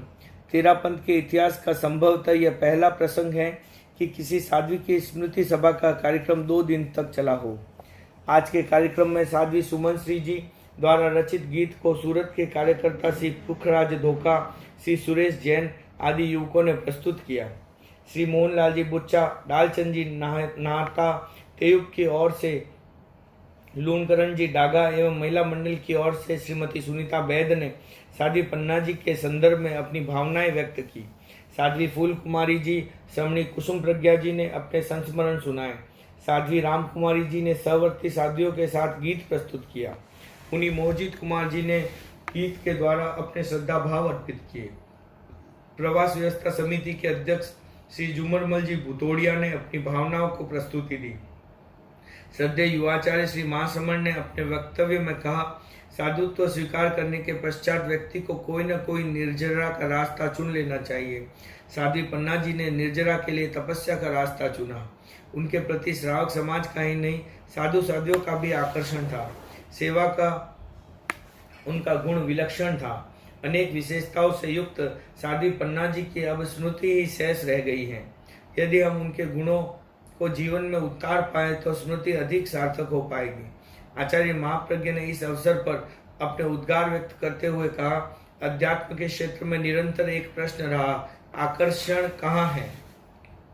जहाँ आकर्षण नहीं होता वहाँ व्यक्ति जाता नहीं है। आकर्षण किसी एक बिंदु पर नहीं होता, अलग अलग बिंदु है आकर्षण के। छोटे बच्चों में भी किसी का टीवी के प्रति आकर्षण होता है, किसी का खेल के प्रति। पुराने जमाने में बच्चे आते, हमारे बड़े संत कागज की मछली रखते थे, हाथ में रखते ही फुदकना शुरू हो जाती। बच्चों को जिज्ञासा होती, मछली दिखाओ। चित्र के प्रति आकर्षण होता। आकर्षण अपनी अवस्था, अपनी मति, अपनी गति और अपने चिंतन के आधार पर होता। कौन कैसी किस अवस्था में है, अवस्था का तात्पर्य श्रुत की अवस्था में है। किसी का आगम अध्ययन में आकर्षण होता है। मुनि रंगलाल जी जो बाद में संघ से अलग हो गए, का आगम के प्रति गहरा आकर्षण था। जब भी देखो उनके हाथ में आगम का पन्ना मिलता। दिन का बहुत कम भाग ऐसा होता जब उनके हाथ में पन्ना न हो। बड़ा आकर्षण था आगम के प्रति। मुनि घासीराम जी स्वामी को भिक्षु साहित्य पढ़ने का बड़ा आकर्षण था। स्वामी जी के साहित्य को उन्होंने बड़ी गहराई से अध्ययन किया। मुनि नथमल जी स्वामी, सोहनलाल जी स्वामी, इनका संस्कृत साहित्य में बड़ा आकर्षण था। मुनि सुखलाल जी स्वामी का तपस्या में आकर्षण था। सुखलाल जी स्वामी भी बहुत प्रिय बने साधुओं में। उनकी स्मृति सभा इतनी बड़ी नहीं मनाई गई, इतनी ढाले नहीं बनाई गई, पर उनके प्रति आकर्षण था। क्यों बना आकर्षण? सेवा के कारण। पूज्य कालूगणी और गुरुदेव के समय में वे शासन सेवा में सदा अग्रणी रहे। तपस्या की प्रतियोगिता हो तो शायद और भी थे। रणजीत मल जी स्वामी तपस्या में कम नहीं थे। कालूगणी के समय में वे छोटे संतों को प्रातः नाश्ता भी कराते थे। अग्रगण्य साधु थे रणजीत मल जी स्वामी। लंबी लंबी तपस्या की उन्होंने। सुखलाल जी स्वामी में सेवा की विशेषता थी। सारे दिन सेवा में लगे रहना। किस साज का है, कौन है, इसका हिसाब नहीं। सेवा धर्म बन गया था उनका। कहा गया है, सेवा धर्म परम गहनो योगी नामस्य गम्य। यह उनका सूत्र बन गया था। साध्वी पन्ना जी में भी तपस्या और सेवा का अद्भुत योग था। इसके अतिरिक्त और भी कुछ विशेषताएं थी। अभी ठीक कहा गया कि निजरा का कोई न कोई उपाय चुन लेना चाहिए। संवर की चिंता मत करो, संवर तो फलित होगा ही। जितनी निर्जरा होगी, जितना आत्मशुद्धि होगी, संवर अपने आप आएगा। संवर लिया नहीं जाता, संवर तो आएगा। संवर की सिद्धि निर्जरा से होती है। निर्जरा वह भी विपाक की निर्जरा नहीं, अविपाक की निर्जरा। तपस्या के द्वारा ज्ञानाराधना, दर्शनाराधना, चरिताराधना, इन आराधनाओं के द्वारा जितनी निर्जरा की जाए उतना ही व्यक्ति प्रिय होता है, आत्मस्थ होता है और संघ के लिए उपयोगी होता है। हम नहीं मानते कि प्रभावक एक ही होता है। जैन आराधना में आचार्यों ने 8 प्रभावक बताए हैं। कवि भी एक प्रभावक है, वक्ता भी एक प्रभावक है, तत्वज्ञ भी एक प्रभावक है। ये सब प्रभावक होते हैं। एक से पूरा संघ समृद्ध नहीं होता। जिस संघ में तपस्वी होते हैं, सेवाभावी होते हैं, कवि होते हैं, वक्ता होते हैं, तत्ववेता होते हैं, आगम के मर्मज्ञ होते हैं, दार्शनिक होते हैं, वह संघ प्रभावी बनता है। जो लोग तत्वरुचि हैं, दर्शन प्रिय हैं, वे तपस्या से प्रभावित नहीं होते। उनको तो कोई न कोई नई बात तत्व की मिलेगी, तभी प्रभावित होंगे। इसलिए ये आवश्यक है कि कोई न कोई मार्ग चुन ले निर्जरा का। एक बात याद रखे, महानिर्जरे महापज्जव शाणे। जिस व्यवहार से महानिर्जरा महापर्यवसान होता है, महती निर्जरा होती है, वह बात लक्ष्य में रहे। ऐसा कार्य साधना की दृष्टि से बहुत उपयुक्त है। सम्यक दर्शन का विकास करे, यह सबसे बड़ी निर्जरा का काम है। कोई चमत्कार हुआ, मन में सोचा, काम सिद्ध हो गया। इसका मेरी दृष्टि में नंबर 2 का महत्व है। आध्यात्मिक जगत में मूल्य इस बात का है कि मेरी आत्मा कितनी पवित्र बनी, मेरा मन कितना पवित्र हुआ।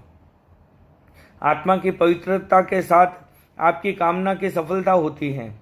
तब तो आप धर्म के निकट जाएंगे। और केवल पदार्थ के लिए कर रहे हैं, केवल दुख दुविधा को मिटाने के लिए कर रहे हैं, तो उसका बहुत मूल्य नहीं होगा। जिससे आत्मा की शुद्धि का, पवित्रता का प्रश्न नहीं है, वह कार्य हमारी दृष्टि से बहुत मूल्यवान नहीं है। हमारे सामने एक स्पष्ट लक्ष्य रहना चाहिए निर्जरा का। निर्जरा यानी आत्मशोधन या संचित कर्मों का नाश, यह हमारा मुख्य लक्ष्य रहे। मुख्य को मुख्य और गौण को गौण, यह विवेक रहे। गौण लक्ष्य को मुख्य मत बनाओ। जहाँ गौण लक्ष्य को मुख्य बना दिया जाता है, वहाँ समस्या पैदा होती है। एक घटना है कांजीवरम की। वहाँ जैनों के दिगंबर समाज में जो भट्टारक होते हैं, उनका मठ था। वहाँ दूसरे मठ के महाभट्टारक आए। उन्होंने देखा सारा का सारा काम भौतिक सिद्ध के लिए हो रहा है। उन्होंने सोचा मठ के मुखिया को समझाना है। ऐसे कहूँगा तो कैसे मानेंगे, किसी बहाने से बात कहनी है। व्याज की भाषा में कहा, मेरे पास बहुत बढ़िया गजमुक्ता था, आज खो गया। 5-4 शिष्यों को बुलाया और कहा, तुम नदी के किनारे जाओ और उसे खोजो। किसी से कहा, शहर के बाहर जाकर खोजो। मठ का मुखिया बोला, गुरुदेव यह क्या, गजमुक्ता तो आपका इस मठ में खोया है। फिर वह किसी नदी के तट पर या शहर के बाहर कैसे मिलेगा? गुरु गंभीर हो गए, बोले, बात तो तुम ठीक कह रहे हो। मैं तुम्हारे यहाँ आया हूँ तो मुझे वही करना पड़ेगा जो यहाँ हो रहा है। धर्म है आत्मा में, उसे छोड़कर तुम ये सारे अड़ंगे कर रहे हो, मुझे भी यही करना पड़ेगा। इस बोध पाठ ने सारा परिवर्तन कर दिया। आत्मा की खोज करनी है तो भीतर जाओ, तुम तो बाहर बाहर ही सारा काम कर रहे हो। कहाँ से मिलेगा? हम भी इस पर ध्यान दें। हमें केवल लोकानुसरण नहीं करना है। भिक्षु स्वामी ने जिस दृढ़ता के साथ इस सिद्धांत का प्रतिपादन किया था, काम निर्जरा के लिए, आत्मशोधन के लिए करो, क्या उसको गौण कर दे और दूसरे काम को मुख्य बना दे? इसका मतलब तो यह है कि गजमुक्ता तो जहाँ खोया है उसे खोजेंगे नदी के किनारे। बुढ़िया की सुई तो खोई है झोपड़ी में और खोज रही है सड़क पर। यह बहुत बड़ा विपर्य है। इसलिए ध्यान दें, हम कोई भी काम करें तो हमारे सामने केवल निर्जरा का लक्ष्य रहे। यह उद्देश्य या लक्ष्य जिसके सामने होता है वह आध्यात्मिक होता है, तेजस्वी होता है। पन्ना जी में यह बात थी, वह किसी अड़ंगे में नहीं जाती। कई बार हमने पूछा, लोग कहते हैं तुम्हारे पास देव आते हैं, कब कब संपर्क हुआ देवों से? एकदम छिपा लेती थी, बहुत गुप्त रखती थी बात को। केवल आत्मशुद्धि का लक्ष्य था उनके सामने। उनमें जो गरिमा गाई आई निर्जरा के उद्देश्य के कारण आई। अगर यह उद्देश्य होता कि मेरी पूजा हो, प्रतिष्ठा हो, लोगों में प्रशंसा हो, तो पन्ना जी न होती, कुछ और हो जाती। जिस व्यक्ति में यह आत्मशुद्धि का लक्ष्य बन जाता है वह अपने जीवन में सफल बन जाता है। जैन धर्म का भगवान महावीर की वाणी का एक परम सूत्र है, स्वाध्याय, ध्यान तप का उद्देश्य है। हमें निर्जरा के लिए काम करना है, आत्मशोधन के लिए काम करना है। गेहूं है तो खाखला अपने आप मिल जाएगा। आपकी कामना अपने आप पूरी होगी। उसके लिए आपको ज्यादा चिंता करने की जरूरत नहीं है। जो केवल कामना पूर्ति की चिंता करते हैं निर्जरा की बात को भुला देता है। वह थोड़े के लिए बहुत को गंवा देता है। हम एक लक्ष्य के साथ चले। 2 दिन से स्मृति का यह जो कर्म चल रहा था उसका समापन अस्तुत हो या स्तुति से परे जाकर कर दिया। ध्यान मूल लक्ष्य पर जाए। स्वयं प्रयत्न करे कि मैं ज्यादा से ज्यादा निर्जरा करूं, ऐसा आचरण करूं जिससे ज्यादा से ज्यादा निर्जरा हो, आत्मा का शोधन हो। यह भावना और इस दृष्टि से होने वाला पुरुषार्थ ही कल्याणकारी हो सकता है। पूर्वाभास और संकेत। दिव्य तपस्विनी साध्वी पन्ना जी का समाधि मरण सहज ही यह प्रश्न उपस्थित करता है, क्या साध्वी पन्ना जी को अपनी मृत्यु का पूर्वाभास हो गया था? क्या उन्होंने ऐसा कोई संकेत दिया था? चौथी परिपाटी पूर्ण क्यों नहीं हुई? इस प्रश्नों का उत्तर कुछ घटनाओं में खोजा जा सकता है। समाधि मरण से 4-5 दिन पूर्व का प्रसंग। साध्वी पन्ना जी ने रात्रि के प्रथम पहर में प्रतिक्रमण किया। प्रतिक्रमण के पश्चात साध्वियां उन्हें हाथ पकड़कर बिठाने का उपक्रम कर रही थी। उस समय साध्वी पन्ना जी को काफी कमजोरी का अनुभव हो रहा था। उनका अनुभव सहसा इन शब्दों में उतर आया, इस शरीर सुखियां पार पड़सी। साध्वी विजयश्री और साध्वी उर्मिला कुमारी जी साध्वी श्री के मुख से यह शब्द सुनकर स्तब्ध रह गए। उन्होंने कहा, महाराज, पार तो इस शरीर से ही पड़सी। साध्वी पन्ना जी ने कहा, पार को पढ़ तो दिखियो को नहीं। दीर्घ तपस्विनी के मुख से सहज निष्पृत इस शब्दों में सचमुच किसी पूर्वाभास की प्रतिध्वनि थी। पित्त नहीं शरीर का सत्व। लघु सिंह निष्क्रीडित तप की चौथी परिपाटी में तप का क्रम आगे बढ़ रहा था। तपस्या में भी आप प्राय पंचमी पदार्थे रेचन से कमजोरी बढ़ जाती। साध्वी पन्ना जी ने रेचन से उपजी शारीरिक कमजोरियों की चर्चा करते हुए अनेक बार कहा, जब रेचन होता है तब उसके साथ शरीर के मांस का टुकड़ा गल गल कर निकलता है। साधियों ने कहा, क्या ऐसे कोई मांस का टुकड़ा निकलता है? आपने 50 वर्ष तक निरंतर 24 तप किया है, उपवास में कभी पानी नहीं लिया। इस तपस्या में पानी का प्रयोग चल रहा है, इसलिए पित्त निकलते हैं। साध्वी श्री का उत्तर होता, यह पित्त नहीं शरीर का सत्व निकल रहा है। शरीर की बढ़ती हुई क्षीणता के कारण ही संभवतः समाधि मरण से 4-5 दिन पूर्व ये शब्द सहसा निष्पृत हुए, इस शरीर से पार पड़ तो कोनी दिखे। दोनों हाथों में लड्डू हैं। साध्वी पन्ना जी के चौथी परिपाटी प्रारंभ करने का दिन निश्चित हुआ। उससे 4 दिन पूर्व मैंने पूछा, साध्वी श्री, आप चौथी परिपाटी के लिए इतना आग्रह कर रहे हैं, आपका शरीर कितना कमजोर है? क्या इस दुर्बल शरीर से चौथी परिपाटी का दुष्कर तप हो सकेगा?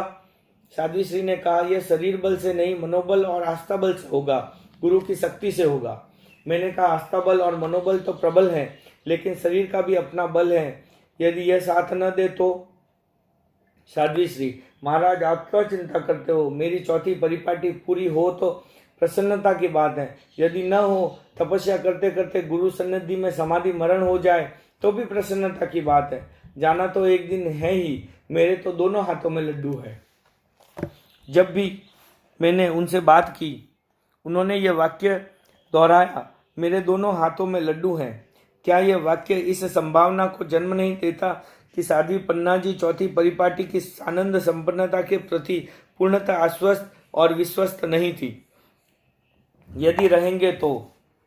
साध्वी पन्ना जी ने चौथी परिपाटी स्वीकार करने से पूर्व एक दिन मुझे कहा, मुनिश्री, जब मेरा स्वास्थ्य अनुकूल रहेगा, शरीर में साता रहेगी, मैं पूज्य वर्ग के दर्शन एवं उपासना के लिए आती रहूंगी।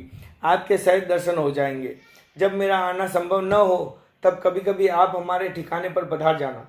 साध्वी श्री जी के इस निर्देश को मैंने विनित भाव से स्वीकार किया।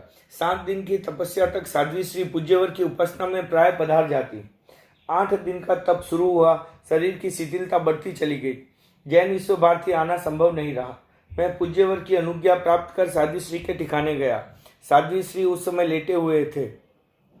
साध्वियों ने कहा, मुनि श्री पधारे हैं। दीर्घ तपस्विनी साध्वी पन्ना जी ने तत्काल बैठने का प्रयत्न किया। मैंने निवेदन किया, महाराज आप पौढ़ाए रहे, बैठने से मेहनत अधिक होगी। साध्वी श्री ने इस निवेदन को अस्वीकार कर दिया।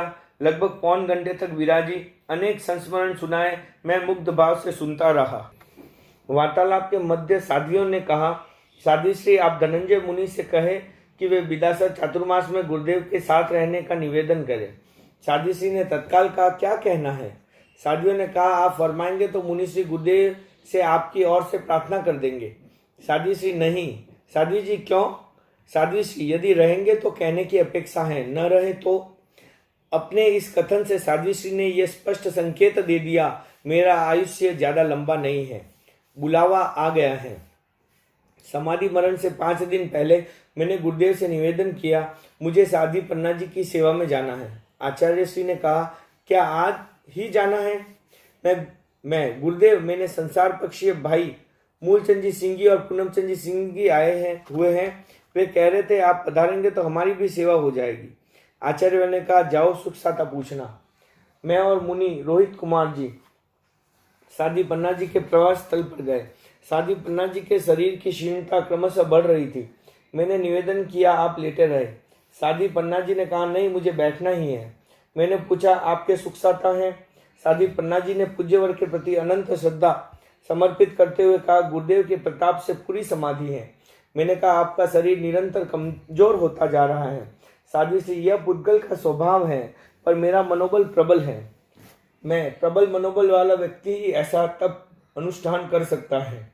सामान्य व्यक्ति तो इस प्रकार के तप का सपना आते ही प्रकंपित हो जाता है। साध्वी श्री, मेरे मनोबल को प्रबल बनाती है गुरु की शक्ति।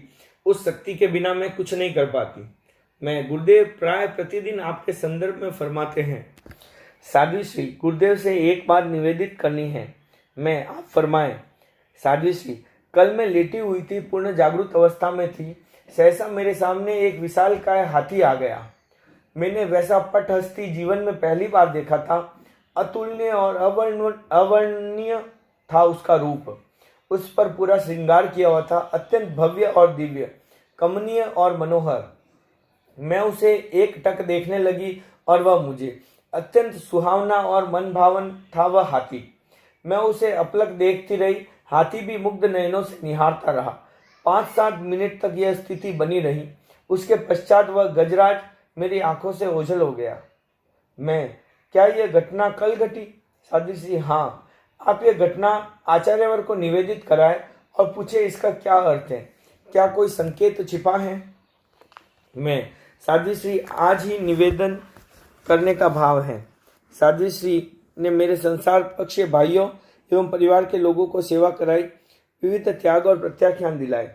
साध्वी श्री ने साध्वियों से कहा, संतों की भक्ति करो। साध्वी श्री ने आग्रहपूर्ण अनुरोध को टालना हमारे लिए संभव नहीं था।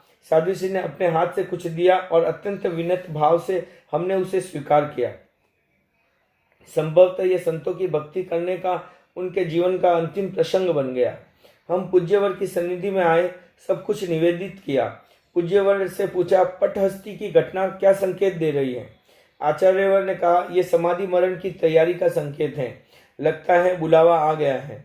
यह बुलावा 2 बार पहले भी आ चुका था। इसकी सूचना स्वयं साध्वी पन्ना जी ने पूज्यवर को चौथी परिपाटी स्वीकार करने से पूर्व दी थी। एक दिन पूज्यवर ने लघु सिंह निष्क्रीडित तप की चौथी परिपाटी के प्रत्याख्यान के आग्रह पर कहा, पन्ना जी, संघ को तुम्हारी जरूरत है, इसलिए जल्दी मत करो। साध्वी श्री ने कहा, गुरुदेव, सुजानगढ़ में 2 बार मौत का बुलावा आ गया है। मुझे लेने आ गए थे। मैंने उन्हें यह कहकर लौटाया, अभी मेरा काम पूरा नहीं हुआ। न जाने ये बुलावा फिर कब आ जाए। आप मुझे इस तप अनुष्ठान की स्वीकृति दिलाए। कहीं ऐसा न हो मेरी भावना अधूरी रह जाए। पूज्यवर ने जिस दिन चौथी परिपाटी की उपसंपदा दिलाई, उसी दिन उनका अभिग्रह फलित हो गया। संभवतः मौत उनके चौथा अभिग्रह की पूर्ति की ही प्रतीक्षा कर रही थी। नेश्राय की वस्तुओं का वितरण। स्वर्गवास से 4-5 दिन पूर्व का प्रसंग है। साध्वी सुप्रभा जी, साध्वी कीर्तिश्री जी आदि साध्वियां प्राप्त साध्वी श्री की वंदना एवं सुख पूछा के लिए आई। साध्वी पन्ना जी ने साध्वी कीर्तिश्री जी की ओर देखते हुए कहा, कीर्तिश्री जी, थारे वास्ते रंग घालियोड़ो लुंकार आले में पड़ियो है, थे ले जाओ। साध्वी विजय श्री जी ने कहा, किसो लुंकार है? वास्तव में वह लुंकार साध्वी पन्ना जी के नेश्राय में था। उनके दिवंगत होने के बाद साध्वी कीर्तिश्री जी को मिल गया। आपने साध्वी विजय श्री जी से कहा, मनीषा श्री जी के रजोहरण में गेरो घालर चोखो कर दियो। विजय श्री ने कहा, अभी तो करियो है, बार बार को नहीं करीजे। साध्वी श्री, अब बार करो चाहे बाद में करो, करनो तो थाने ही पड़सी। साध्वी श्री जी के देवलोक होने के बाद ये कार्य विजय श्री जी ने किया। साध्वी पन्ना जी की नेश्राय में एक बहुत सुंदर लाल रंग की पात्री थी। उन्होंने साध्वी विजय श्री जी से कहा, यह धनंजय मुनि को देनी है। जिस दिन मैं आपकी परिपार्श्व में बैठा था, साध्वी श्री ने कहा, महाराज, मारे निश्राय री पात्री है, चौकी पात्री है, आपरे काम आसी, आप ले आओ। मैंने निवेदन किया, इसे आप ही रखाए। साध्वी श्री, नहीं बा, पात्री आपरे वास्ते ही है। मैं, ठीक है, जैसी आपकी इच्छा। साध्वी श्री जी के दिवंगत होने के पश्चात आचार्यवर ने वह पात्र मुझे प्रदान कर दिया।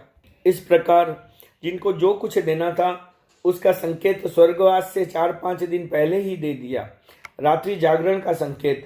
कार्तिक कृष्णा छठ, जीवन का अंतिम दिन, मध्याह्न में आहार का समय। साध्वी विजय श्री जी साध्वी श्री जी की सेवा में आसीन थी।